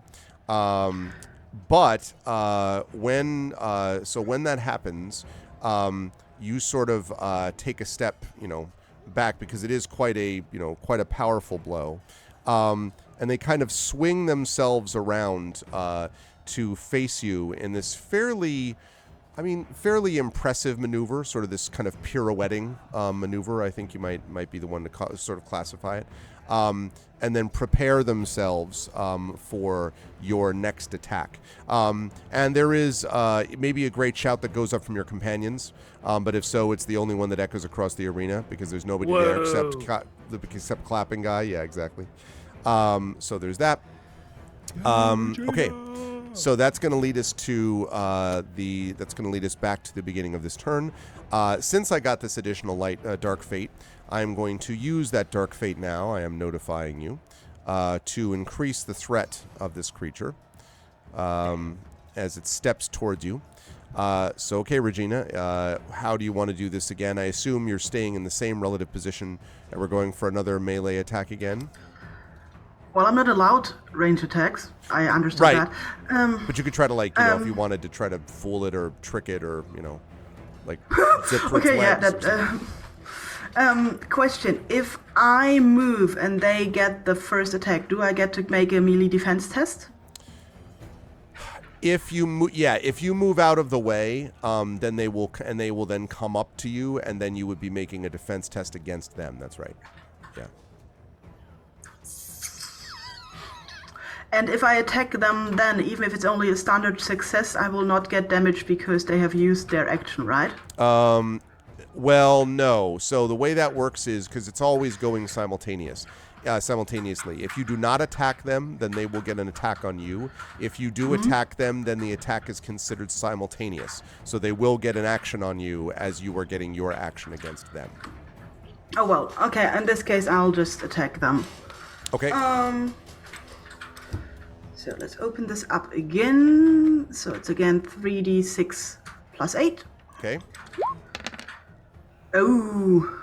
Yeah. Yeah, that is sadly not going to be enough. You could swap one of them for a 1 or a 2. Yeah, I was thinking that I could do the trouble 3, but then he's going to get another dark fate, and that's going to make all of us unhappy, doesn't it? I'm already down to 4 dark fate. I mean, wait, can you swap the Kismet die? Usually that's no, I cannot. Yeah, no. you can't swap it anyway. So yeah. Okay. No, I don't think a 15 will help actually because it was a 16 before and he upped the thing, so not gonna swap anything. So that means, unfortunately, that you will be taking damage here, and you will take full damage from the attack. Let's see what that actually ends up being. Okay. That is going to be 9 points of damage. Now, 3 of that's going to go to the armor, and then 6 of that goes to your life. And to be clear, the gladiator is not using non-lethal damage. The gladiator is very much attacking straight out. Rude. You taste the taste of blood is there. Remember, it's pretty much anything goes in the arena. He doesn't know I've got friends. Well, I was going to say, well, I don't know. They're sworn by honor not to interfere. I don't know. But as they stagger back... Did they announce the arena is supposed to be non-lethal? They did not say it was non-lethal. Nope. Okay. They said hits the It might ground have by been in any the means contract I didn't necessary. read. It said it Okay. can be. It can be non-lethal, but it doesn't have All to right. be.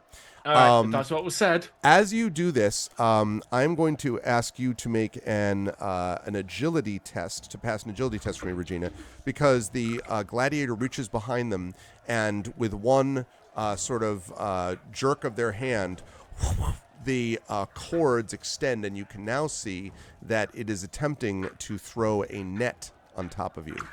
That is a range attack. He's a weighted disqualified. I won. Ranged attack, yeah. Yeah. They seem, well, it's possible that if they are right there... Reginald yells, ranged attack! Raised attack. It is possible, though, that this may not be an attack, but just an attempt to hold you in place. It doesn't look like you're going to take any damage from this net. So it is If someone possible. holds me in place, I'm going to feel in attacked. that case, Regina doesn't do ranged attacks. She melees at distance. Yeah. Okay, so it's you want 3d6 plus agility, yes? That's right.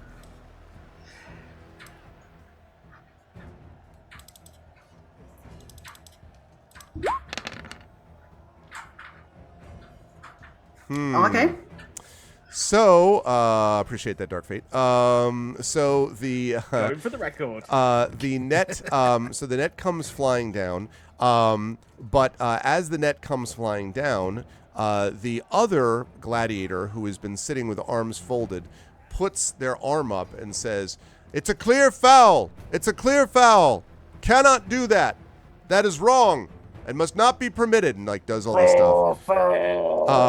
And the Mouth of the South sort of holds up his hand, and the fighting stops and says, "The Gladius has been disqualified from the competition for an attempted ranged attack. Even though the attack would have been successful, it is not part of the games here, and thus has received a loss." And the person, actually Gladius, now Gladius, you can't really see, obviously, their face, but it's one of those things where the nose is covered, so you can just see kind of like the bottom of the mouth, and you see them like kind of growl, like, beaten by a bumblebee. And then sort of from under the net you hear, ha ha. and grabs the net and pulls it off you, and you kind of like, go sort of bump, like sort of out of there. And a great shout goes up from the Mouth of the South. "Well done! Well done!" And the one guy, still clapping. I do the thing with lifting my arms and like, and then I'm gonna fly really, really close to Gladius, the stupid cheater, and I'm gonna say, "If you ever go to the toilet again, be afraid of me sticking a spear up your ass." And it kind of looks at you and rah, and kind of snatches the net back, and sort of throws it over their shoulder and says, "Shut up, bee," and then wanders off, and kind of walks off to the side. So the first semifinal is over. Regina has reached the finals and will be now dealing with this battle. The next battle up that we see is Lump versus the taller gladiator. Now, this taller gladiator does not have one of those massive cords. They have a shield and a one-handed spear that they use, Lump. This is the one who called out the foul before. And as you sort of, step into the arena, you can see that they are quite muscular, but also lithe and kind of like not muscle bound, fairly sleek and strong, and with considerably more agility than the Gladius that you just saw fight before. Yeah, go ahead. Sorry. While Lump is fighting, do I have a little bit of time to not repair my armor, but at least put it together again, like crunch? I would allow you in this case. I'd make an exception. It would allow you to refit it. Yeah, so that means that you'd be back up to. I think you'd be back up to then like 7. Right? 7. Yeah, right. So you had, okay. 7. Yeah, that's right. This is what I was missing. Okay, so it would be 0 out of 7 out of 12, which was there. So it's going to be 7 out of 7 out of 12. Eventually, you're going to Yes. fix the armor. I got it. Okay, cool. Yes, you can do that. While you were doing that, the rest of you watch as Lump strides down into the arena and prepares. And the Mouth of the South then calls out. The Mouth of the South of the city says, after this extraordinary battle that we have just seen, it is hard to imagine anything could possibly overcome it, but I bring to you the only thing which could possibly overcome it. And he stops, and you hear the guy. Yes, thank you. It is my great pleasure to welcome to you the battle between our very own Leonore, and kind of points down to the person, and Greenlog, and points over at Lump. And I'm slapping Quaddle on the arm excitedly at that name, going, "That's her!" Yeah. And Quaddle doesn't know what to play. He just starts going ba ba ba ba ba ba ba ba ba ba ba ba. And I raise my hands. I'm like, Lump, you're awesome. You found her. And the Mouth of the South of the city kind of gives you this weird look, but it's just like, all right, as before, the one must be either disqualified or removed from the competition by being placed upon their back, either through through means of trickery, or through strength of arms, or through loss of blood. And with all that said, it is my great pleasure to welcome then, have a good clean fight, and he looks around and says, let's get ready to rumble! And then the fight once again begins. So Lump is up against Leonore. So Lump, how do you want to approach this? Again, melee attacks are what required, but are you sort of, I guess, are you attempting it in a particular way, I guess would be my question. How far away from Leonore am I? At the moment when you start, probably about maybe 50 feet. The two of you are sort of stepping towards each other. Okay. Very casually stepping within talking distance, because I'm assuming there's not a very loud crowd in this arena. Mm-hmm. And going, you're Leonore. And she says, I need to talk to you about your talisman. and she kind of stops and she's like, this doesn't seem like the time. We're sort of fighting now, all of us. Well, we can do that, but I still need to talk to you afterwards about your talisman. So we can fight, but we need to be friends afterwards, because bad magic is happening because of the talisman. And she sort of stares at you and she says, maybe? Seems very, sort of taken aback. But does not sort of say, get out of my face, so at least that's a positive. Okay, so Lump, if you were going to challenge by stepping forward, I'm going to put you on notice that I have again increased the threat, bringing me back down to 4 Dark Fate. And I'm just going to go, so what? Do you want me to push you over, or do you want to just lie down? And you can see, just sort of see Leonore's eyes between the two sort of slits in the helmet, and Leonore sort of, what? This is a fair fight. You can't, there's going to be no cheating here. You bring me whatever you need to bring at me. We will fight to the death. I'm not killing you. Are you wearing the talisman now? What stop talking about this talisman. No, I don't like bad magic. Well, I'm not ranged wearing it to. I attacks- would never cheat. And she kind of lowers. So she pulls forward her breastplate, so you can see that she has nothing around her neck. And she says, "This thing you're talking about, I gave it to someone. I think it was. I don't even remember. Why are we having this discussion?" And she steps forward. You'll be able to talk a little more, Lump, in the second round of combat, assuming both of you haven't killed each other. So go ahead then, since we are having you make a melee attack, I assume. Yep. And there's a I would moment like you where to... She just kind of goes, why are we having this conversation? And Ellen just goes, Okay, you're not wearing it. Just headbutts her. Okay, sounds good. Let's see what we've got. We are talking about here a skill test. You obviously do have Yeah. melee. Advanced roller, so 3d6 plus my aspect plus my focus. So brawn +2, I would guess. Brawn +2. Roll that. That's going to be a 19. A 19 is in fact enough to hit. And I rolled a 3 on the Kismet die, so nothing happens there. Fantastic stuff. So my Standard damage- success. So that means that Yes. you're going to inflict full damage, and you will Yes. take half damage. Yes. Lovely stuff. So normal damage is that. Standard success, not a great success. Not a 6 on the Kismet, no extra damage. It is 13 points of damage. Okay.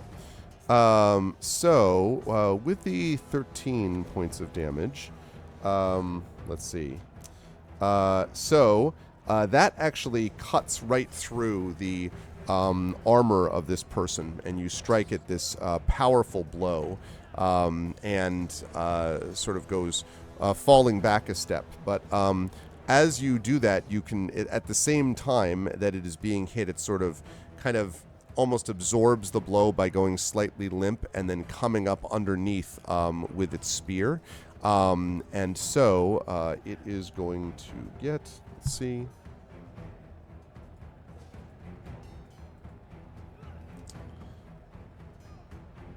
Okay, so normally that would have been 16 points of damage, but in this case is 8 because it was halved. So you will take 8 points of damage. 11 of that is going to go to your armor. So now I think you're sitting at, just to be clear, 10, I think, of your armor, if I'm not mistaken. Like, your max now is going to be 10 armor until you get it, like, completely fixed as a smithy. Yes. I So- believe So 3 out of 10 out of 12, basically, is what I have you at for that. Does that all sound right? Bear with me. Yep. On a different page. Yes, that sounds good. Okay. Alrighty. Then in that case, you have now done that turn, and you can still see, obviously, you've torn through its armor and done it some damage, but it's still taking it in stride. And it is going to, again, come in. As the second round begins, I will use another Dark Fate. You people use Light Fate. Dark Fate to reduce my Dark Fate total to 3. Can I say And I will something? again increase its threat. Can I say something to Leonor? Sure. As the Yes, second that's right. round It is begins? second round, so yes, you can. Yeah. So literally, Glump hasn't even raised his hands. That was a headbutt. So now he just sort of shrugs and goes, We can stop. But what? Why would we stop? Cause The fight, the there's honor of the fight says we must continue till one of us is on the ground. And I like honor, but I don't like dark magic more. And there's bad magic in the world. And I need information from you. So Yep, but, either we give up or I'm going to put you on your ass. yeah, but I don't. What do you? I mean, if you put me on my ass, then I deserve to be there. But what information? Do you want to know about this stupid talisman again? Yep. It went to a person, a member of the city guard, I think. They had short black hair, and she was what was her name? Zay something, Zayor. It was at the pawn shop. Now, have at you. And sort of steps forward. Okay, Lump. So now, again, you're going to try to make your test. "Yep." I'm going to roll a 19 with a double 4. That is enough, and it is, in fact, a great success. Excellent stuff. Which means full damage, and you do not get hit by the Okay, opponent. So that's because it's a great success. I add my brawn to my damage as well. Okay. So 1d6 plus my physical modifier plus that. Roll. It is 19 points of damage. Wow. She goes flying back and slam, and her head slams into the turf. And for a moment, and she lies motionless. And for a moment, there's just sort of dead silence in the arena. And then you hear. But this time, the person is actually standing up. And you can see that they're actually standing up and clapping. And as they are clapping, they look down at you and say, "Very well done. Mouth, I think you're done here." And this person that has been doing the sarcastic clapping the whole time seems to, it's as if you've watched their sort of demeanor fall away. They are much more impressive figure now that they are standing. There's a kind of sort of easiness about the way that they move. And they send some people down into the arena to attend to Leonore. And then the person who apparently is in charge of all this has the two of you brought up, Regina and Lump, and sits down and says, "My name is Caravius, and I am the leader of this place, the owner of this arena, and it is of interest to me to find fighters that have some potential. Clearly both of you do. Technically, the two of you now are supposed to fight to the death. The question is whether you are willing to do that." Like each other? That is generally what that would mean, yes. You are the winners of the semifinals. You're in the final rounds against each other. Lump, do you want to fight to death today? I don't want to. Lump will take one step towards Caravius and go, "Is this mandatory?" Well, generally, the winner of these who gets into the final rounds are expected to do so. Otherwise, it's a terrible shame for everyone. It's like finding out that someone you brought into the games was a pacifist. Makes everyone upset. Hey, I am a pacifist. And he kind of stares at And you. I'm not ashamed anyway. And he kind of stares at you both, and he just says, You are speaking to the wrong troll if you're worried about shame. and he kind of nods slowly, and he says, "Very well, I will not force you in this particular case to fight to the death. I would, however, wish for you to fight in the games for me in the future. I could pay you well. You would be able to receive a regular salary, health benefits, generous retirement plan. All of this if you are willing to fight as a part of my games. You see, I'm preparing to open them up to the entire city, at which point we'll be as crowded as it gets. Up to this point, all I've been doing is trying to sort through the riffraff to find some legitimate members of the fighting public, and I'm glad that I've finally managed to do so." And he nods at you both with approval. I clap Lump on the shoulder. I know what to say. Please send the paperwork to my manager. I point toward Huedel. We will look it over. And he nods, and Huedel suddenly, you feel something poking you in the side. And as you look down, it is a small, what looks like a gnome child. And this red curly-haired gnomish child smiles at you and then hands you up what first looks like a regular just a piece of paper. Like, if you'll take it, do you wish to take it? Like, they're sort of handing in your direction. Yeah, all right. Take this piece of paper. When you do, it unfolds, and it's like 10 pieces of paper written in small font. And You can see Regina in the background giving you the thumbs up. Yeah, you see a lot of things like subsection D, in the event of apocalyptic attack, will hold harmless to indemnify, blah, blah, blah, blah, blah, blah, blah. A lot of legalese. Yeah, Huedel's not a lawyer. He's going to skim read the first 2 paragraphs and then go, yes, he's fine. Yeah, you saw a lot of stuff about fight and money, is what you saw. I shout back, you're not supposed to say that now. All right, sorry. I think we need a bigger advance. And he says, done. If you just sign that contract, we can move ahead with things.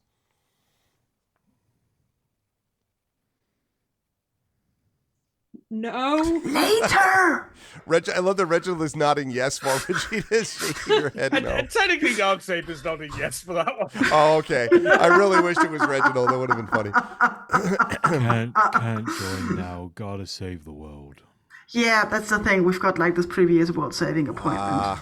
But you could do a side quest, and he shows you that he's got underneath his shirt, I'm not procrastinating, it's a side quest.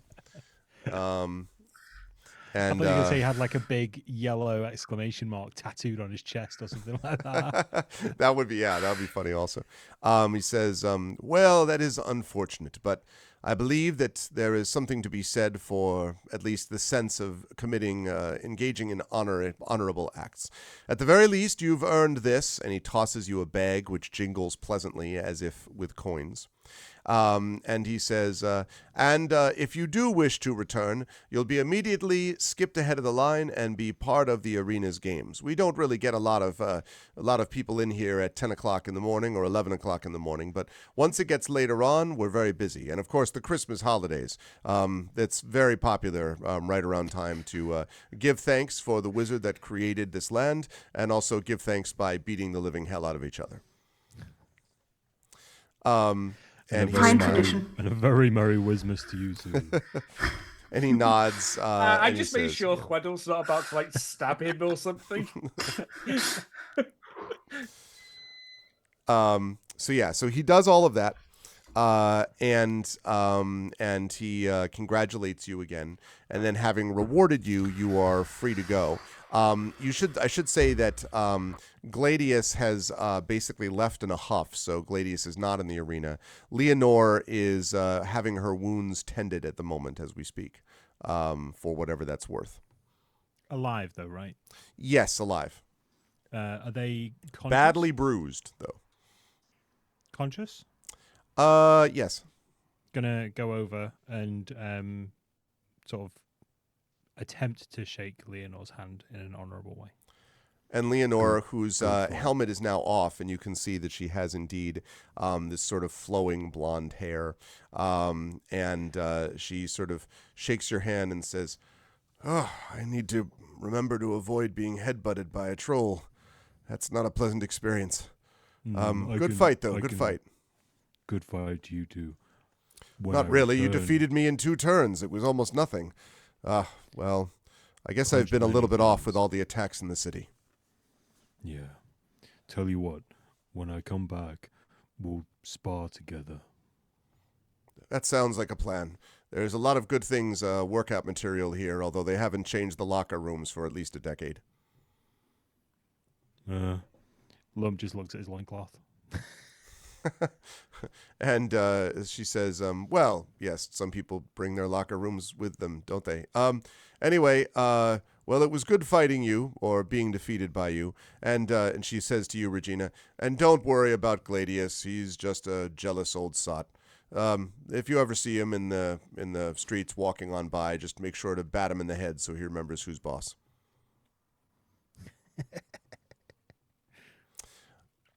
And so that's it. And again, the only information that she can give you to kind of summarize all that is that it was someone with a name like Z something. You don't know that, she doesn't remember the details, but that she definitely thought that it was a member of the city guard, and that she gave the talisman to them at the pawn shop, is what they believe happened. Can you describe the shape of their nose for me, please? The shape of the nose of the Leonore? No, of the person that I'd like to Oh. ask Lenore to I see. better describe. She doesn't remember, except she thinks it was maybe sort of like thinner and pointed. She remembers that that this Z, whatever it is, character was shorter than her, and was wearing a guard's uniform and had short black hair. That Male for sure. or female? Doesn't know. She thought probably female, but she's not 100% Did you sure. get her smell? And she kind of looks at you. What? Flesh ghosts can be funny with their questions. It's not a sexual thing. Boots appears and starts barking. For him, not me. And she says, it's not a sexual thing for your dog? She seems What? very confused. I probably gotta go back to my scroll. Love just looks over at Regina and he's like, Why do you keep saying that? Because we're going around and asking this woman so many really weird questions, and I think we should reassure her. Okay. Okay. So, Having gathered that information, But we got paid, didn't we? you did get paid. That means Two we of you can got have a- paid. That means we can have a beer. Wait, he looks at Weddle, the new manager. Does that mean we can have a beer? Well, I think we need to discuss my cut as the manager first before we That means start we can buying probably beers. have a beer. I think we can discuss the terms of my management contract over some beers for sure. That means we can have a beer. Wait, are we day drinking? It's like midday. Yeah, Yes. it's not even noon. Yeah. It's 5 o'clock somewhere, right? We're essentially jobless hobos. So, yeah. Take it All where right. you can get it. Day drinking it is then. A very, very hard fighting arena fight. Needs to unwind after that. So you are going to go to a tavern to. Lump hasn't been to a tavern in many Weddle's days. still He's there still with out. Lenore's, just like, does this look like the person that you gave? That's awesome! Wow. And so she kind of like squints and she says, "That seems that's almost right. Although the hair was like more spiky, like a little bit more spiky and not as flat." And sort of leans forward and then immediately regrets it. Yeah. That's right. Yes, exactly. And they had armor and a tunic, and they also had a saw. And then they like clutch their side because they're still in a lot of pain. They're like, they had a weapon. I don't saw? remember what. A sword, I think. No, Weddle heard saw and is running with saw. Yeah. Like a. They had a saw. It was a band saw. They just set it up right there on the sidewalk, and so we're looking for someone who has a saw at the pawn shop. Well, if they're at the pawn shop, they probably like have an interest in fish. And frogs too. Here we are. Pond, not porn. Yeah, I'm just trying to figure out if there's any way my druid self can get us off this path, and I've got nothing. I'm going off the information I've been given. I've been given Yeah. pond shop. Looking for someone with spiky black hair, Z something, might be female, wearing a city guard uniform, carrying a saw in the pond shop. Is the information that we've got so far? mm-hmm. Trollish whispers. Seems about right. You're all welcome. Excellent. Trollish whispers. I know everything you're doing wrong and can do nothing about it. Yep. Right, we've got another picture. Welcome so, to Tabletop D&D, let's everyone. go back to a pub. This time we can drink in the pub while we're asking around for Zelana, Zafira, Zoro. Okay. Sephiroth. It's easy. Okay. So you go over there. While you go over there, this is a good time for me to just pause briefly and welcome everybody to Talisman Adventures. As you are watching the Nightmare Invasion, as we continue through, this is the final adventure of Talisman Adventures. But the party is trying to unravel the mystery of this nighttime attack. And I am joined as always by Pyron Jade, by Darksaber2K, who has left his chair behind for us, by Peripheral Mike, of course, and by Undeveloped Bruce. And if you like what you see in here, please follow us here on the channel, and please support all of these people individually as well as we move forward with the campaign. So, all of you, let me fire up some music now that we've left behind. I want you all to know, by the way, that the music I was using for that was literally Pit Fighter, so I was feeling fairly smug about that. I got to be honest. Okay.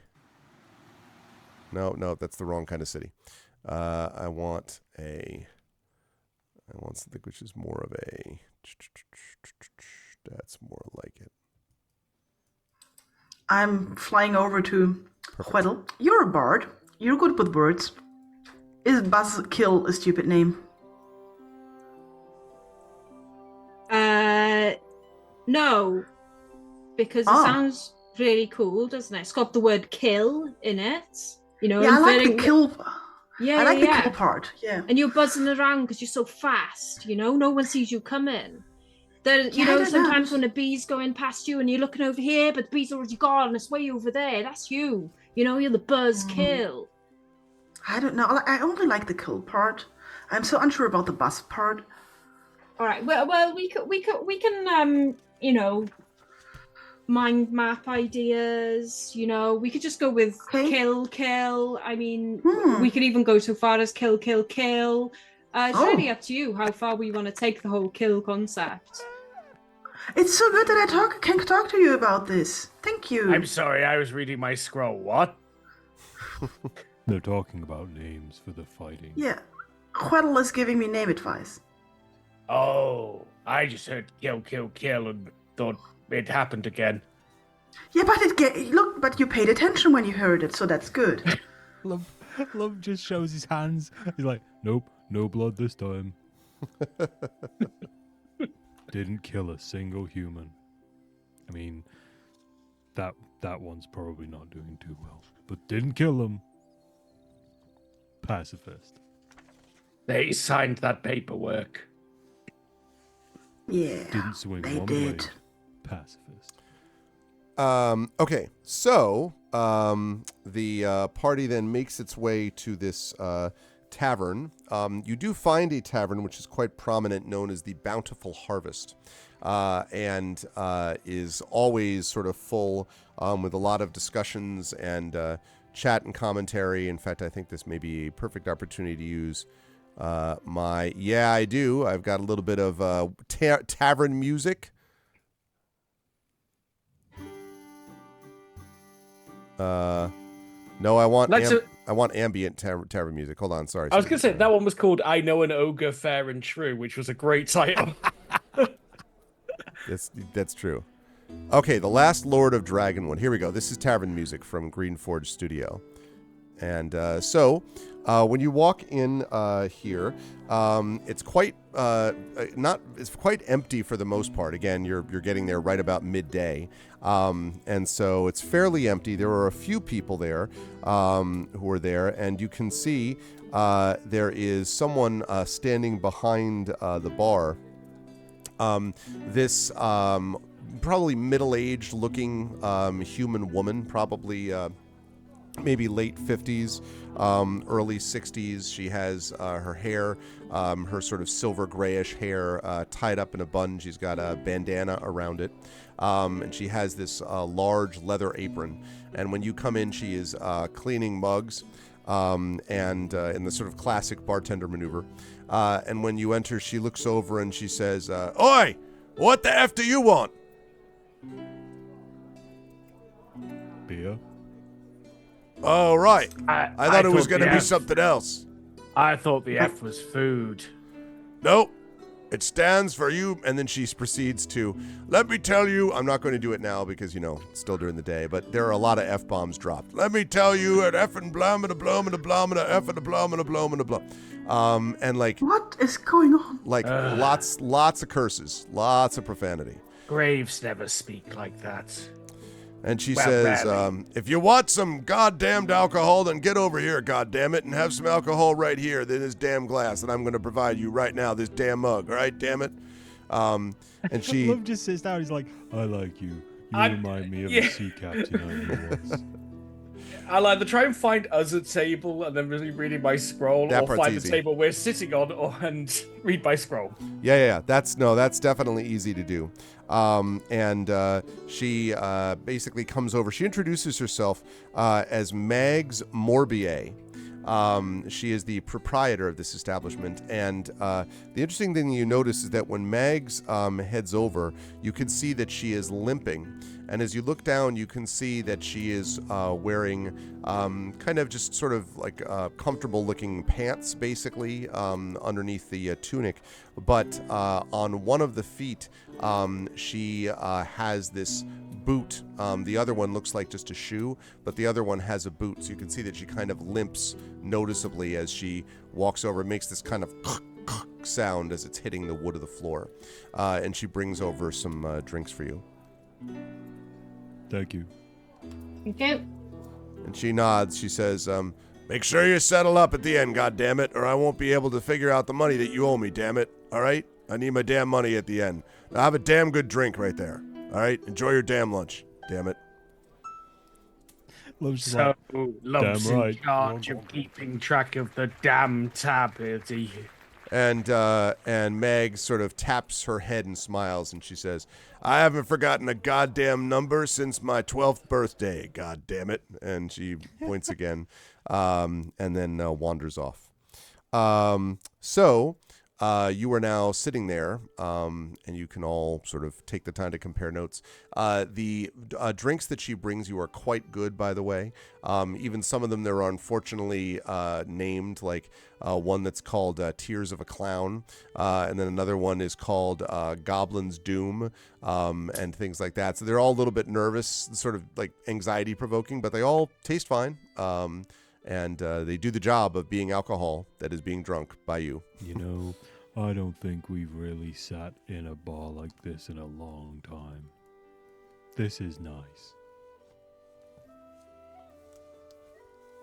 Quaddle's like inspecting his like Goblin's Doom, like, yeah.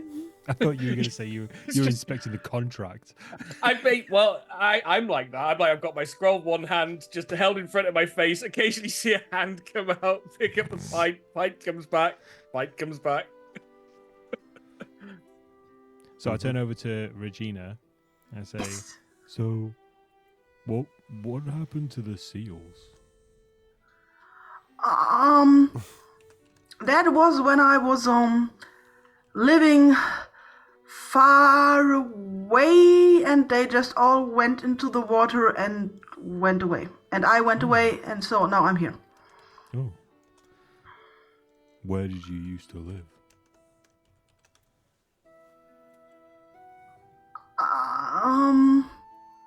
With family. I don't really remember my family. Mm-hmm. I grew up Why near not? here. Why don't you remember your family? I remember my family a lot, and it's not really good. So why don't you remember your family?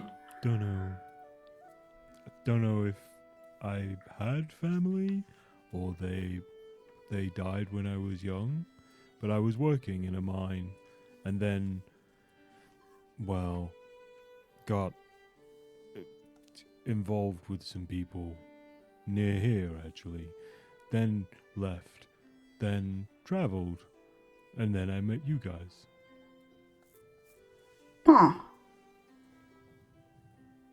But genetically, you will have family. It's like a genetic thing. Oh, somewhere. I'm pretty sure they're awesome because you're awesome. Oh, you're alright too. I know. Mags comes back over. All right, how's everything going, goddammit? Yeah, it's going all right. Thank you. We're actually looking for somebody. Works in the guard. Has a saw. Short black hair. Has This piece of paper. It shows the thing. I've Oh, recently been to the pawn shop, maybe buying a frog. well, Yeah, or a fish. I wouldn't know about that, and I don't know about what you mean by a goddamn saw, but I can say that Oh, you can use them to cut down trees. There's like a sword, but with little teeth on it. Mags glares at you Lumps as if you Lumps would just making burst this into soaring flames noise. based upon that. Mags just like glares and says, and sort of slowly nods and then says, I appreciate that, god damn it. And then is about to turn away and then says, and by the way, that drawing looks like Zaynep, but I don't know anything about a freaking saw. Damn it all. Oh, Zaynep. Yeah. That's the person we're looking for. Yeah, Zaynep. My drawing's so good. Yeah. Where can we find this person? Zaynep's in the city guard. Depends on where they have them stationed. If I were you, I'd look over at that goddamn pawn shop. Zaynep spends too much time around there trying to find the best possible deal. Says they're going to start something new. Something called, what is it? Like eBay, I don't know, something. Some goddamn fool thing. Anyway, you can find that out by talking to Zaynep. I ain't got no time for that stuff myself. And when you see him, let him know that her, sorry, I keep saying him, her. When you see her, make sure you let her know she still owes me the 5 silver. And if she doesn't do it, I'm going to take my good leg and beat her over the head with it. And then when she's down on the ground, I'm going to take the money anyway. And then she starts turning away, and then she goes, God damn it, and then turns and walks back to the bar. He holds up a hand. Lump holds up a hand to Meg. Yeah. Right. You have a good leg. Well, I was wondering that myself, actually, because if Which you one's the take good your one? good leg, you can't really like take it. Whereas if you took your bad leg, I assume that maybe there's, a bit tougher, or even that it's removable and it's easier to hit with. So I'm wondering why you choose, if you have a good leg, why you would choose to use that one as the weapon. and she sort of turns around slowly, and she says, if you find Zaynep, you can ask Zaynep what that means. She ought to know well enough. And then with absolutely no warning, with a blinding flash, she draws a dagger and throws it at your head, Weddle. Except it doesn't hit your head. It goes right past and lands in the post next to you. And as you kind of look over, you can see there's a fly that has been pierced directly through the middle of the body with the knife. And she says, I didn't want that to bother you, goddammit. Ah, thank you- you. That's very considerate of you. You see Regina holding onto her to her wings and slinking down like. Yeah, like she turns and limps away, and a couple of the other patrons that's sitting at another table smile and turn back to their drinks. Love's just like, do it again, do it again. You reckon I can keep this as a souvenir? That's fly tax, that is. All right, let's go to the pawn shop. Who's going to pay for the drinks, by the way? I'm broke and reading a scroll. Who was given the money from the gladiatoring? I think she tossed it to he would have tossed it either to Regina or Lump. I don't know which either one of you could have it. Lump has it. Lump has it. Well, he finishes his drink and then his other drink. And he goes, Okay, I'll settle up. Are you gonna drink that? No, it's all right. You have it. Oh. I just hold up my mug. I'm still reading a scroll at the time, just like. there's a slow moment where Lump reaches for your mug, doesn't know if you're just holding it out because that's how you stand, because you're a flesh ghost, and he sort of like grabs the mug and just tugs it very slightly. No resistance. See if you let go. No resistance. No Just resistance. takes it, and he's like, "Is there anything in the mug?" Yeah, it's about half full. Not anymore. Okay. Lump This goes- is all good goes and stuff, by settles the up. way, Lump. Yep. Lump goes and settles up. All right. The Mags charges you a gold piece for the group of drinks, and tells you if you ever come back to just ask for her, and she'll be happy to give you some drinks. And then she swears at you several times and turns away. Lump just smiles from away. He's like, I like you. and then leaves. Okay. All right. To the frog shop. I was gonna say, where are the four of you going? You're going to the frog shop or the pawn shop? I'm No. going wherever the scroll points, so someone better Yeah. point me the right way. So for full accuracy, we're looking for a pond shop, because Lump misheard the word pawn shop earlier and believes that this person has been seen near a pond shop. So we're going to be going around looking for a pond shop where you would buy small bodies of water, perhaps the occasional fish, frog or lily pad, or maybe a water feature, who knows. Oh, Lump has I never I owned a seriously understood pun shop and thought it was something that provides jokes for Bart or something. Right, well, that's going to be our second option if I we was gonna can't say- find pond shops. Yeah, Yeah, I clearly missed an opportunity there that I should have looked into. That would have been awesome. that's why Saber earlier was like, I know everything you're doing wrong and I can't do anything about it. I've committed to this scroll. I'm not really paying attention. But they told the troll who was only half listening where they were in a fight. So Mm-hmm. through a helmet, Mhm. through another helmet. Like, what are you expecting? So we're going to go look and ask people for the pond shop. Now, maybe one of those people will mishear pond shop as pawn shop, and then we'll be like, this isn't a pawn shop. Right. So I imagine I'm going to have you do this, Lump, since you were basing this on pun. I'm going to have you doing an investigation test for me. This is gonna go great. Again, people can assist if they can come up with reasons to do so. Reginald is focused on the scroll. So Regina and Weddle, how are you assisting Lump to try to find this pun shop? I don't know a lot about ponds. Yeah, looking through shop windows as we're passing, asking people, I want a nice water feature for my garden. Do you know where I can get one? Okay. You know. Let's see. I will have you. Whatever this is going to be, it's going to be 3d6. I don't think I look at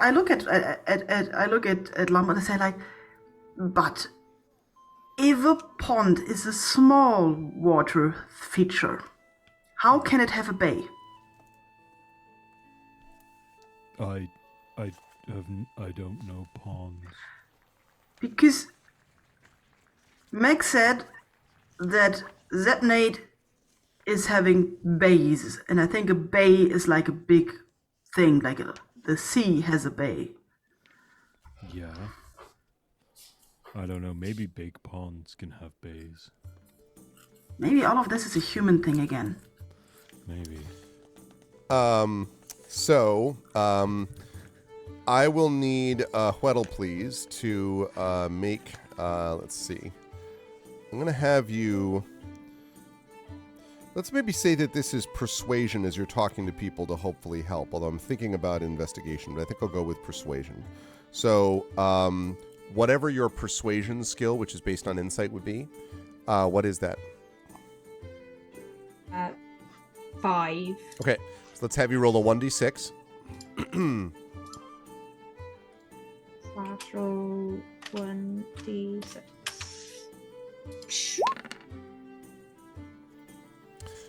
Okay, so we're looking at a 2. So that means that you were going to add 3 to Lump's roll. Regina, how are you assisting with Lumps here?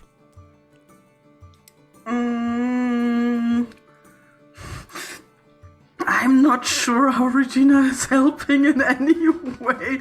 I could steer Reginald. So like when we're moving quickly down the street and because he's looking at a scroll, I could be like steering him so he keeps up. That's great for Reginald, but unless Reginald is acting as a GPS, otherwise known as a ghoul placement system for Lump, I don't really think that this is going to work for Lump. Well, I thought this helps to keep the group together or something. Oh, it definitely does that. I just don't think it helps Lump in particular. But okay, I mean, Lump is pretty big, and I'm pretty small. So I think Lump might have problems to get into shops. So whenever Lump points out a possible shop, I could, like, flit inside, check for pawns, and get out. Then that's going to be investigation. Let's have you roll a 1d6 and compare it to your investigation skill. Yeah, no investigation skill. Thank you, Drew.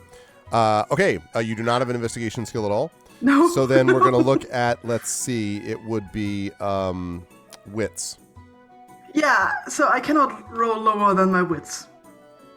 Oh, you can't? No. Well, no, I guess you're right. So Fair I'm enough. not helping, as I said. Okay, that's fine. That works out. So that narratively makes sense. Okay, so Lump, you're rolling 3d6 because you're going to be making an investigation check here. So you're going to be rolling 3d6. You don't have obviously the skill, so you're going to be rolling 3d6 plus Weddle's 3.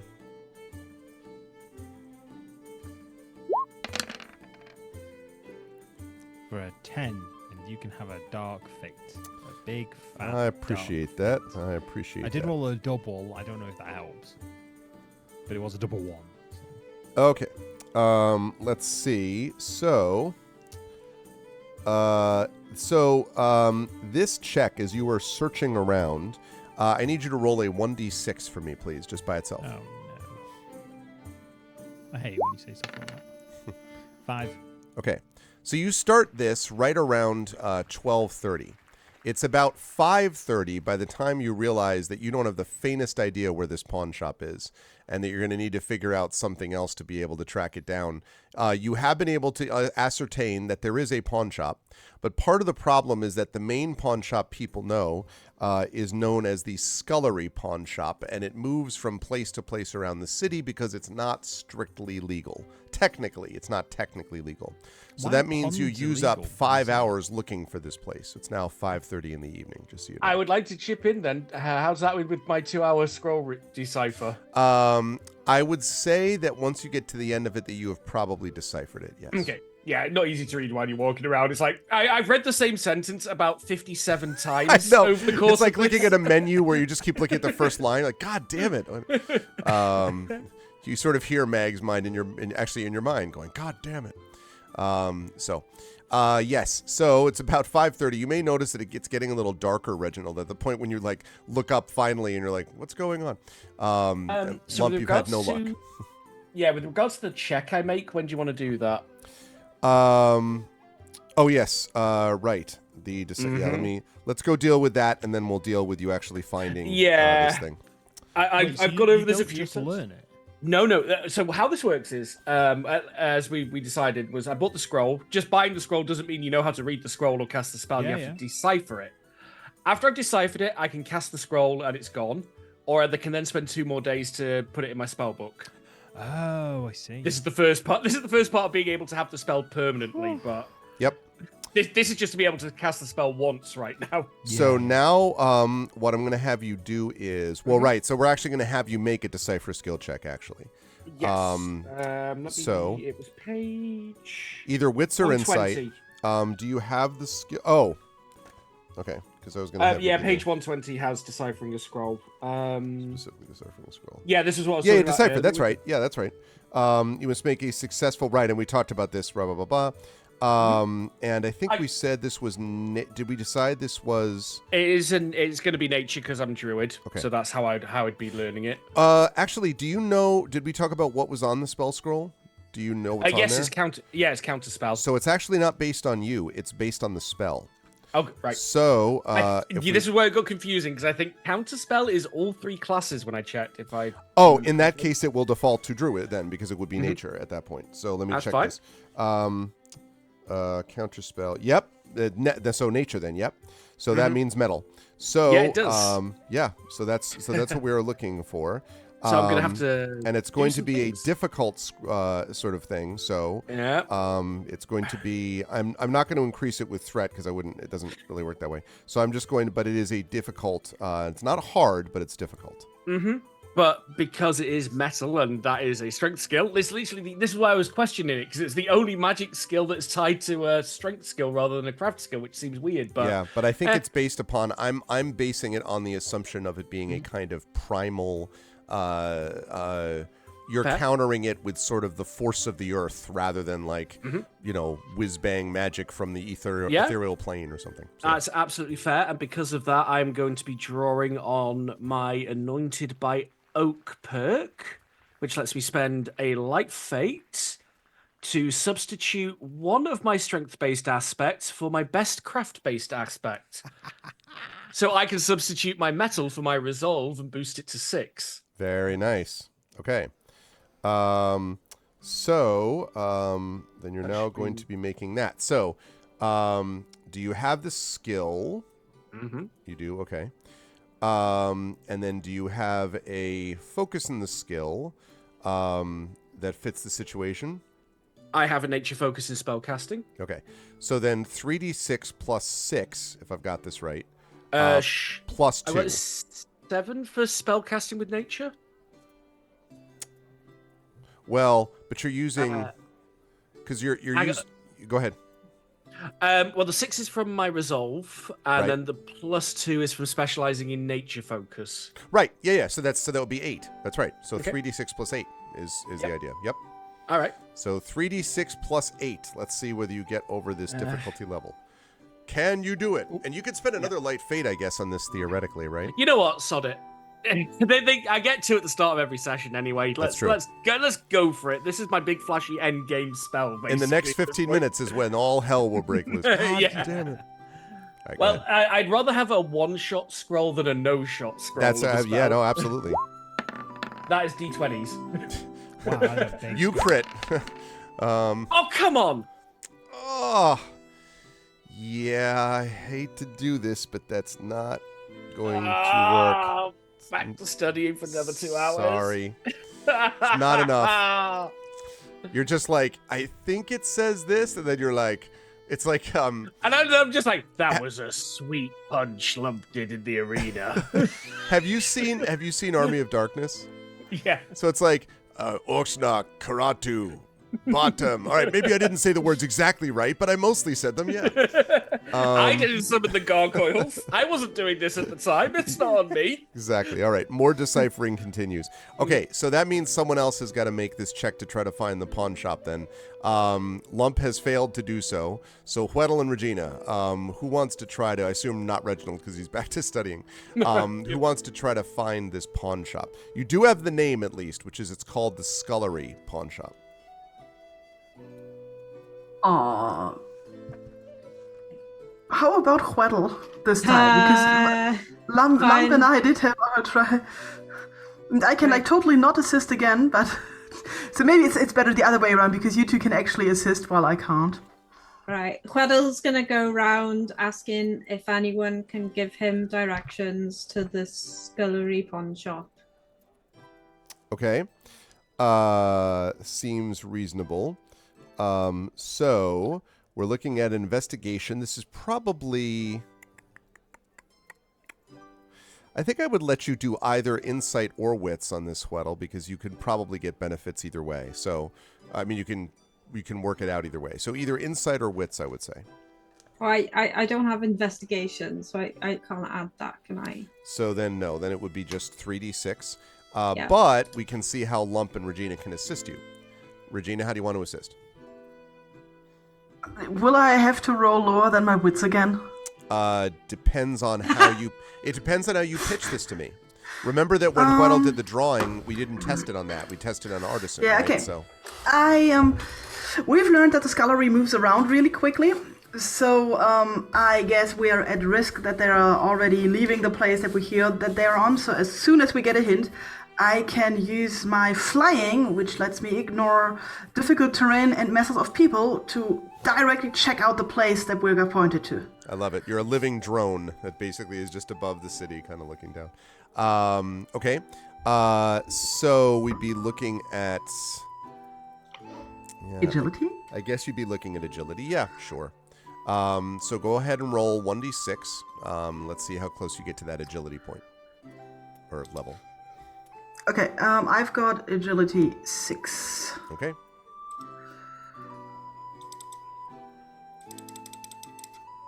Roll Okay. 2. So plus 4 lower. to Weddle's roll.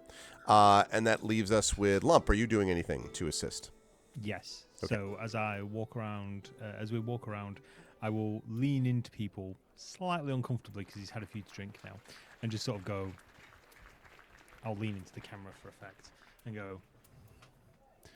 Shh. Do you know where the scullery is? Shh.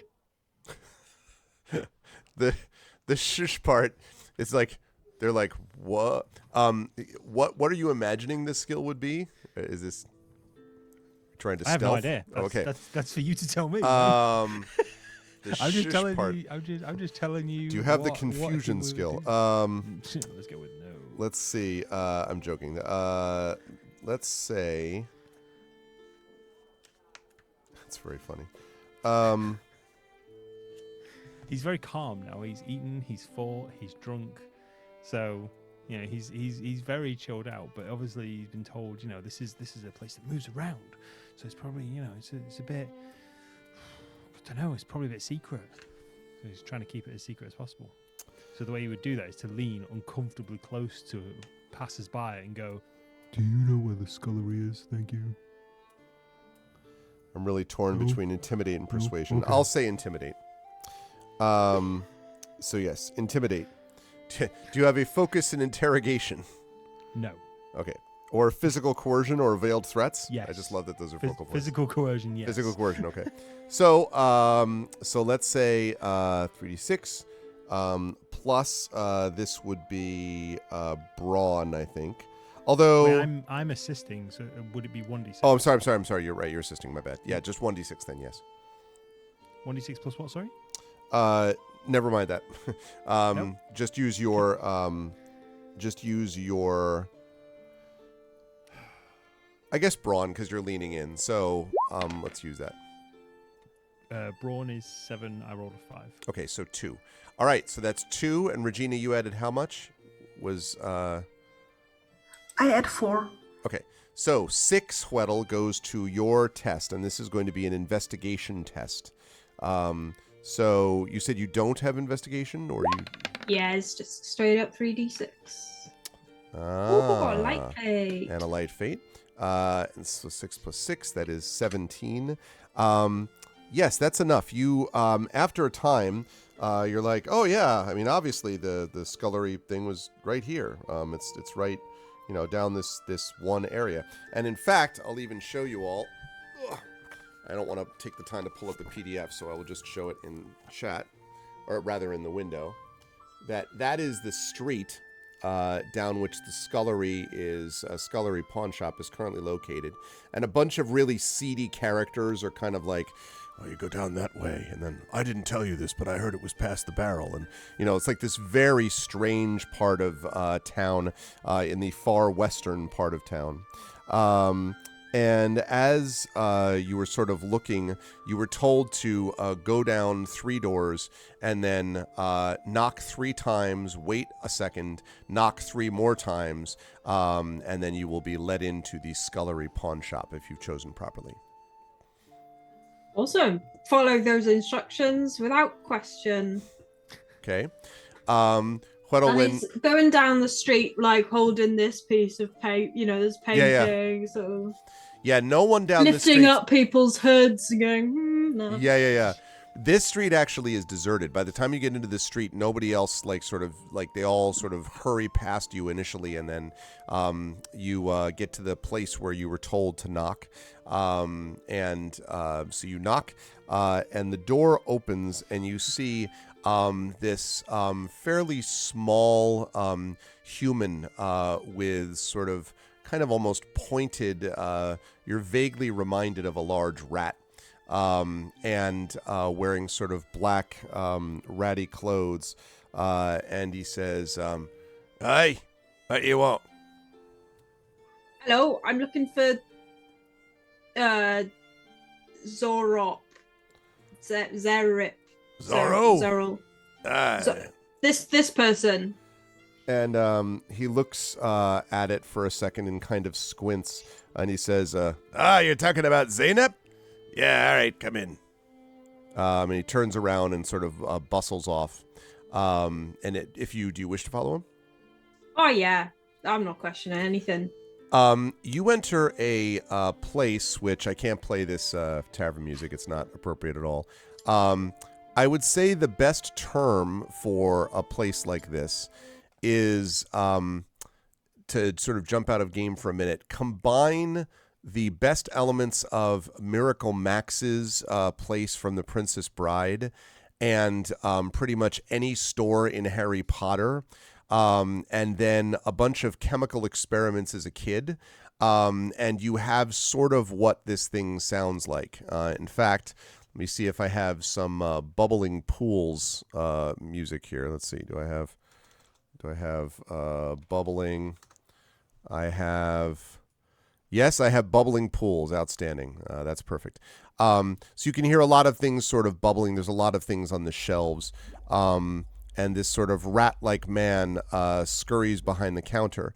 And standing up next to the counter, you see this woman with her arms folded. She's leaning back against the counter, sort of with her elbows, She has her arms folded, and then she kind of puts her arms back, and you can see that she looks very much Hweddle like the drawing that you made.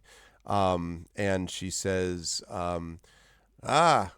it's new blood, I see. Not a lot of people come down this way. are you people that I'm going to have to arrest? And Why does everybody want our blood? Yeah.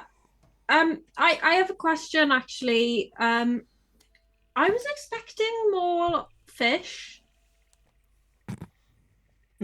and there's sort of a pause, and Zaynep, obviously Zaynep, and this the owner of the shop, who introduces himself, by the way, as Moore's Scullery. This is his shop. And Moore's and Zaynep kind of look at each other and then look back at you.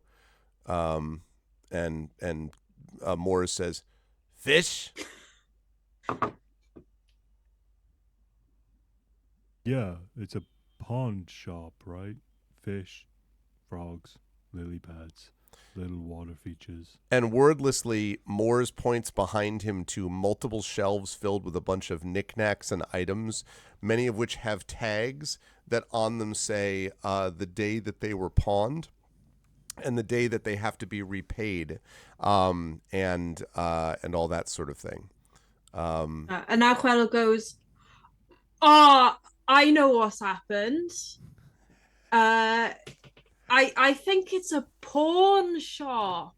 It's not a pawn shop. It's a pawn shop." Bump immediately looks to Regina and goes, "Is that something sexual?" Yes, it is. It's like smutty magazines. Lenore must have got confused and thought it was a pawn shop. Classic.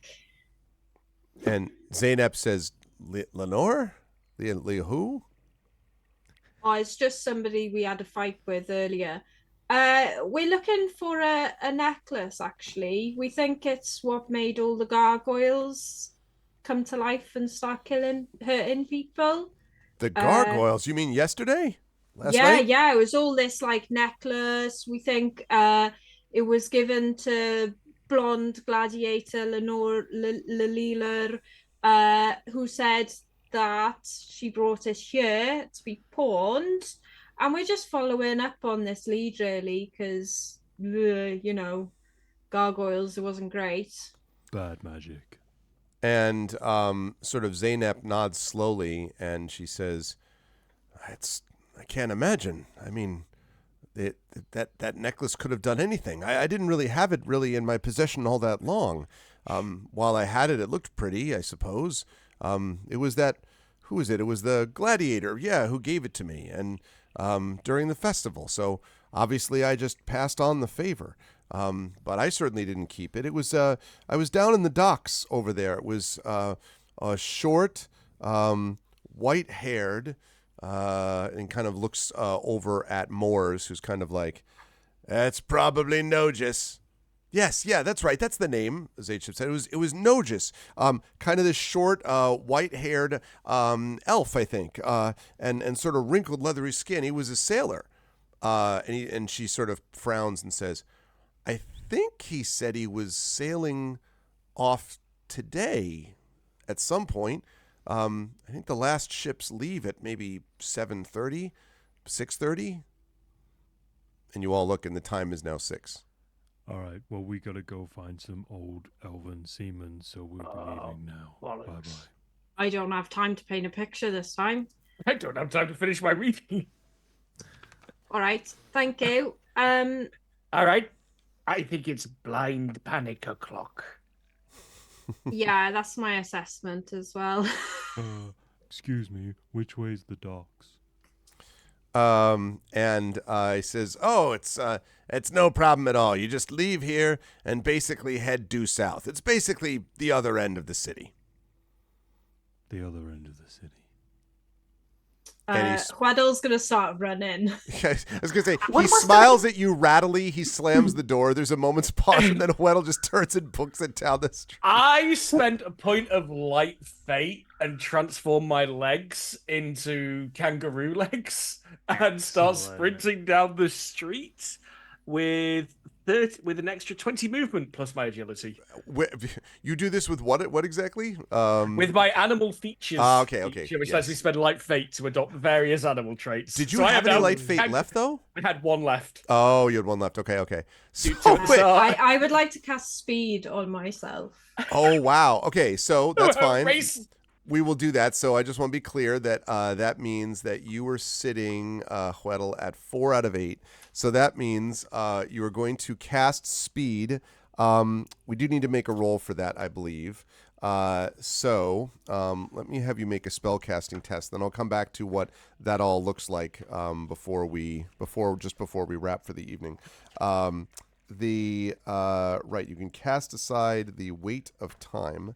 So yes, you're going to be making a spell casting test. So I use resolve for my spell casting okay, because so I let's am do a that. nature person. Let us do that then. You're not a nature person. Well, minstrels are very natural. Hey, Flybeat. They do tend to show up in like 99% of RPGs. This is true. They're very organic. Ooh, very nice. So the deal is If you're gonna roll, you're gonna roll well. yes. Now that is a success, but technically, because it is a standard success, and it is not a full success, that means it works, but what it means is to avoid being strained, Hweddle. You will need to use an extra spell point, and then there's no then it works just completely normally. If you want to do that, but it means you'd be down to one extra. You'd be down to one more spell point, so you'd be down to like 3 instead of 4. Yeah, what are the chances that I need to use my spell points later?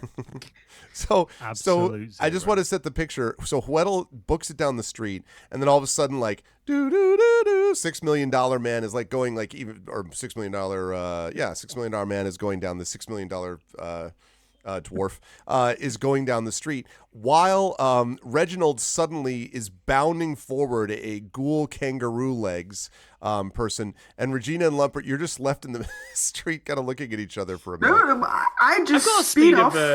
I've got a speed of 32 right now. Okay. Oh, what? I've only got a speed of 28. Okay. Speed of 16, I fly behind them and shout, "What was the name of the ship? What was the name?" Oh no. Lump, what about you? I just see the direction everybody disappears into and just bounds along as fast as he humanly can. Okay. So you book I'm it. gonna fly high to at least try to like have a beeline, like the direct line to A towards beeline the dogs. for sure, Buzzkill. I think that makes perfect sense. As Regina decides to wing it. Listen, you all brought up Pun Store, so I was all. So you are booking it down the way. I need one of you to make the final for the session today investigation check. Now, this one I'm not going to allow assists on because you're all trying to individually get there as fast as you can. Actually, so as a consequence, Can I smell the docks? not from the northern side here. You will be able to when you get closer. But what I'll do is I will take that into account though. So what I'll do is each of you are going to do a separate investigation check. I'll give Reginald a bonus of +2 to the roll because of the ability to because of the smell ability. Regina, is as you're sort of flying high above everything else, I'm going to give you a +2 because of the same. You're able to kind of, like see above the whole thing and kind of come up with a faster route as the crow flies, as they say. Hweddle and Lump, I'll entertain reasons that I should give you a bonus if you can tell me why. That might be. Oh, he's trying so hard. Yeah. He is so motivated by he's gone out of his way to make himself really fast, and then oh sorry, you've got kangaroo legs, I can go faster than you.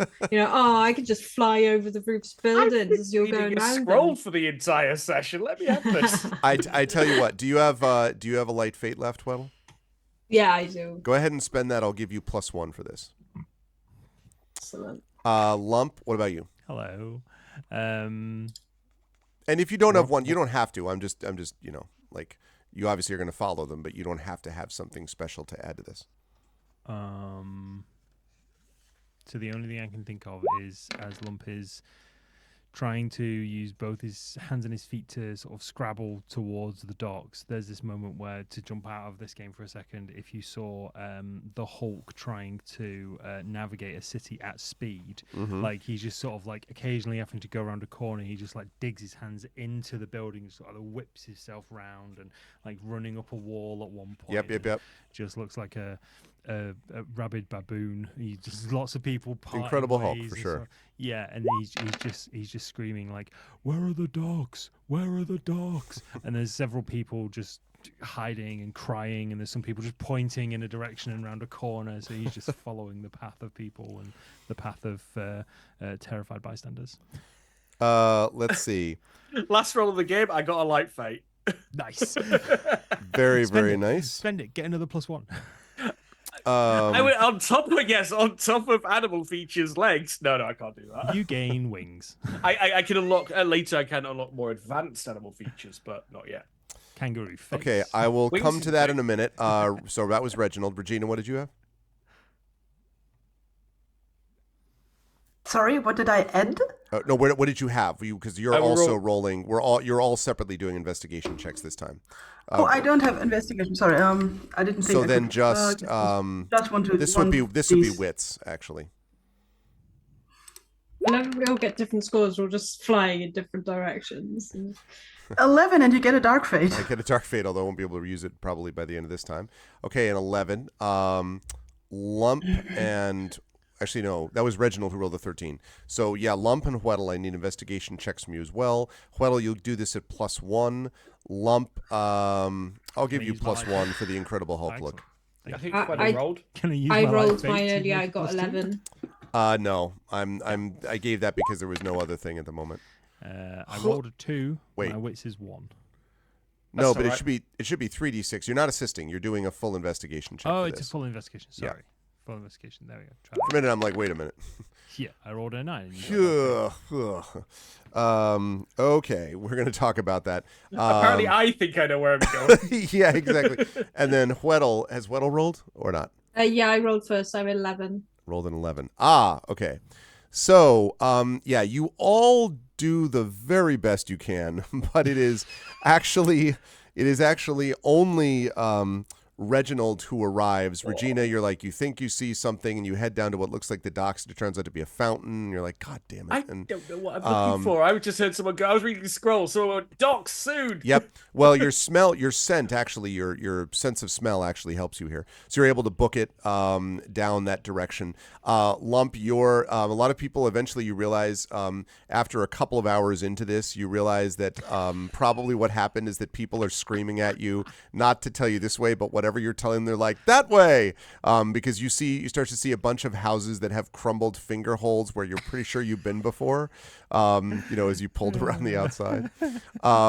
Weddle, you in the process are sort of like, at top speed, like sort of zipping down with things. And your light fate definitely is helping you sort of move somewhat faster than normal, but still you're like, oh God, they changed it used to be, it was really easy to get to the docks, but they like closed, it's always road construction, like it's just like whatever.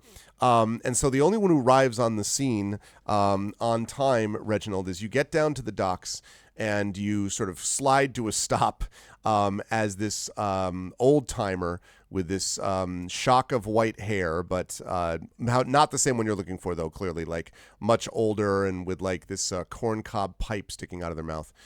They're there and they're like, and they're just sort of like looking out to sea as you arrive at the docks.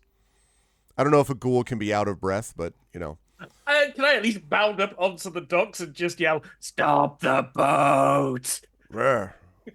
What boat? Oh, that one? I don't know. he says, you don't know what boat to stop. I was with, and I turned around and realized none of them are with me. It's just no one's behind you. He says, well, you were with who? Oh no. Who are you looking for? I don't know. I'm reading a scroll. And he sort of blinks and looks out at the ocean, and he says, well, whatever you were looking for, the ships are all long gone, but don't worry. They'll be back. It was leaving at 7:30. Oh, yeah, that one actually shipped out about a half hour earlier, too. It's at least an hour's now away. But don't worry. I heard a good rumor that it's going to be back within probably 2 weeks or so. And Scroll reading time. he says 2 weeks. And as Reginald sits down to read as the ship Rest on sails my off. tail. Rest on my kangaroo tail. Just like, wait. Yep. And Weddle shows up as sort of like zipping through, and Regina is sort of like diving down. I think it's probably Lump, Lump is sort of rushing through the streets as we head towards basically midnight of that night. Lump, I would say it's the third time you've crossed the same damn handhold that you sort of found yourself going around before, that you hear from elsewhere in the city this keening cry and this peal of insane, mad laughter. And that's where we're going to bring our session to a close for the night. We're going to be fighting Overlord Nightmare Weddle, aren't we? Yes. Marshmallow Man. Oh, remember, if anyone asks if we're a god, what do we say? Yes. You say yes. We The image say of you yes. all, by the way, just sort of zipping down in different routes and running it was really cracking me up. I try to get It down to really these docks. reminded me. It of- was because, because I didn't pick up on the ship because I was like scrolling and I got distracted. So when it was like, oh, we've got to be at the dock at 7:30, right? I don't know what I'm looking for. I'm off. He's just like, what ship? You're like, I don't know. What person? I don't know. They know. Oh, Yep, Yeah. they would know. always reminds And me they of are the kangaroo start of the, ghouls at the moment. Yeah, the start of the movies, the Trains, Planes, and Automobiles movies, if anyone's seen Mhm. them, where they have like this big race at the start, and then everyone just scatters off in different directions. Yep. That's what it just reminded it's me of. pretty much exactly right. And conveniently, we've managed to split the party 4 ways. So I think that Oh, this couldn't possibly go bad. It's going to be great. Just in time for midnight. Just in time for midnight. What could go wrong? I'm going to start with the person in the bottom of the row. I want to get to these folks off to bed because it's insanely late for all of them. Bruce, great pleasure as always. I really enjoyed watching this happen. I'm sorry that, as it turned out, arena fighting, which I didn't know was going to go this way, but arena fighting meant there wasn't as much for you and for Reginald to be involved with in something like this. But you were still able, especially with that clutch drawing, to be able to get people to sort of, to do some CSI stuff as you were sort of investigating more. And I have no doubt that Weddle is going to have a whole lot to do in figuring out what is going to happen next in terms of where to go and pick up the potentially dead trail of where this talisman went. How did you feel about today's session? Where will the fine folks find you next? Yeah, I thought it was really great. Although, yeah, I think sometimes when you're playing RPG games, like tabletop RPGs, you can end up sort of using the same skills and relying on the same skills every time. I know, like in every D&D campaign I've played, it's just been like fight these things and then go and fight those other things, and then fight these things, and maybe sometimes you do an intimidation or a persuasion in there. But I really liked today where it was just like, artisan finding skill, different ways to do things, and actually using this artisan skill that I added in the first part of the campaign because I wanted to paint our chariot with like flame decals, and that is like the 100% reason why my character has this skill and focus, so it's nice to use those skills. So that was really fun. I really enjoyed it. Continuing to ignore the wizard that I that's trapped, locked in my bedroom. That's becoming a more powerful meme with every session that you completely ignore it. I just want to be clear. We have no idea how. It's like Schrodinger's wizard. You have no idea whether the wizard's even there. Like, it's this whole thing. While we were chasing to the docks, the wizard was training. Yeah, exactly. The wizard had learned. Whom do you serve? Where will the folks find you next, Bruce? Laughing. People could generally not find me anywhere apart from here. I've really been scaling back on all activities, on focusing on writing and editing my novels. So maybe one day you'll be able to find me in bookshops. Amen to that. I can get behind that as a desire. Good stuff, Bruce. Thank you as always. We will see you back here soon. Always a pleasure as well to have Peripheral Mike as always. Good stuff out of Lump. I love the incredible Hulk vision, and also that you were having this discussion with this very confused gladiator in the midst of the fight was also very funny. Like, why aren't you trying to attack me? And you're just kind of like, oh, I will, but first give me information. You're like, wait, what? So that was very funny and was effective, obviously, because you did manage to put her down without too much difficulty and gather the information that you needed, at least to bring you on the next leg of this hopefully not wild goose chase. And now you have a Hulk running troll through the streets. How'd you feel about today's session? Where will the fine folks find you next? Oh, I loved it. I absolutely loved it. I can't wait for the next one. The more we play together, the more chemistry there is just bubbling over in each session, and it's even more interesting in non-traditional combat sessions, like more RP heavy sessions. And especially I love it the way you go, well, you can assist, but you got to make a good case for it. Like you just say, well, tell me how you want it to go, and then we'll choose a skill. Do you know what I mean? So I love that. I love the system. But as regards to myself, I am actually here on this channel tomorrow at 5 p.m. GMT, where I'm going to be playing Layers of Fear. We're going to be continuing Layers of Fear 2, the remastered edition. I don't know if we'll get through all of it. If we do, I've also got some tricks up my sleeve, so we'll be playing some other games alongside that as well, other horror-related games. And if you enjoyed my stupid voice and face, you can find me over at twitch.tv/Peripheral Mike, where I play wonderful horror games every Monday and Friday at 6 p.m. GMT. So thank you very much. Good stuff, Mike. Always a pleasure. Moving right up the line, Saber, also great stuff today from Reginald. First of all, Reginald was the sort of sight gag of having Reginald constantly behind a scroll and then being like, I got it. And like, I don't got it. Oh, God. And like going back to the cipher was very funny. And that was extremely funny that at the end, the guy's like, yep, well, what do you lead? You're like, I don't know. I just got to the docks and I'm here. And now what? Was very, very funny. And I'm very excited to see, because we'll probably start with Reginald, I'm guessing, being like, I don't know what that means. Just watching a boat leave. Yeah. And then because I'm going to have to sync this all up time-wise, so we'll see how that goes. But it's okay. Ghouls are very wonderful in water. They swim, just beautifully well.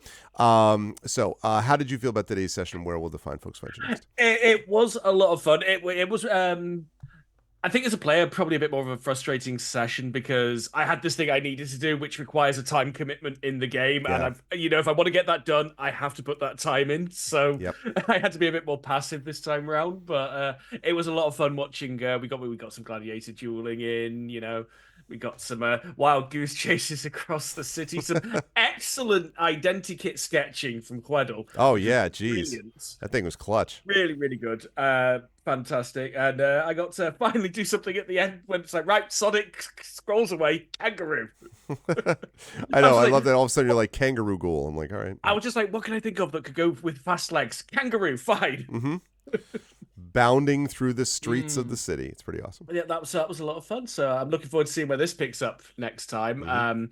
As for me, I'll be right after Peripheral Mike tomorrow, right here, actually. I'm going to be doing a nice, cozy, chill stream of Hardspace Shipbreaker because I really, really can't state how much I love that game. And it is such a nice game to just kick back and relax to and have a nice chill stream with only occasional catastrophic nuclear meltdowns.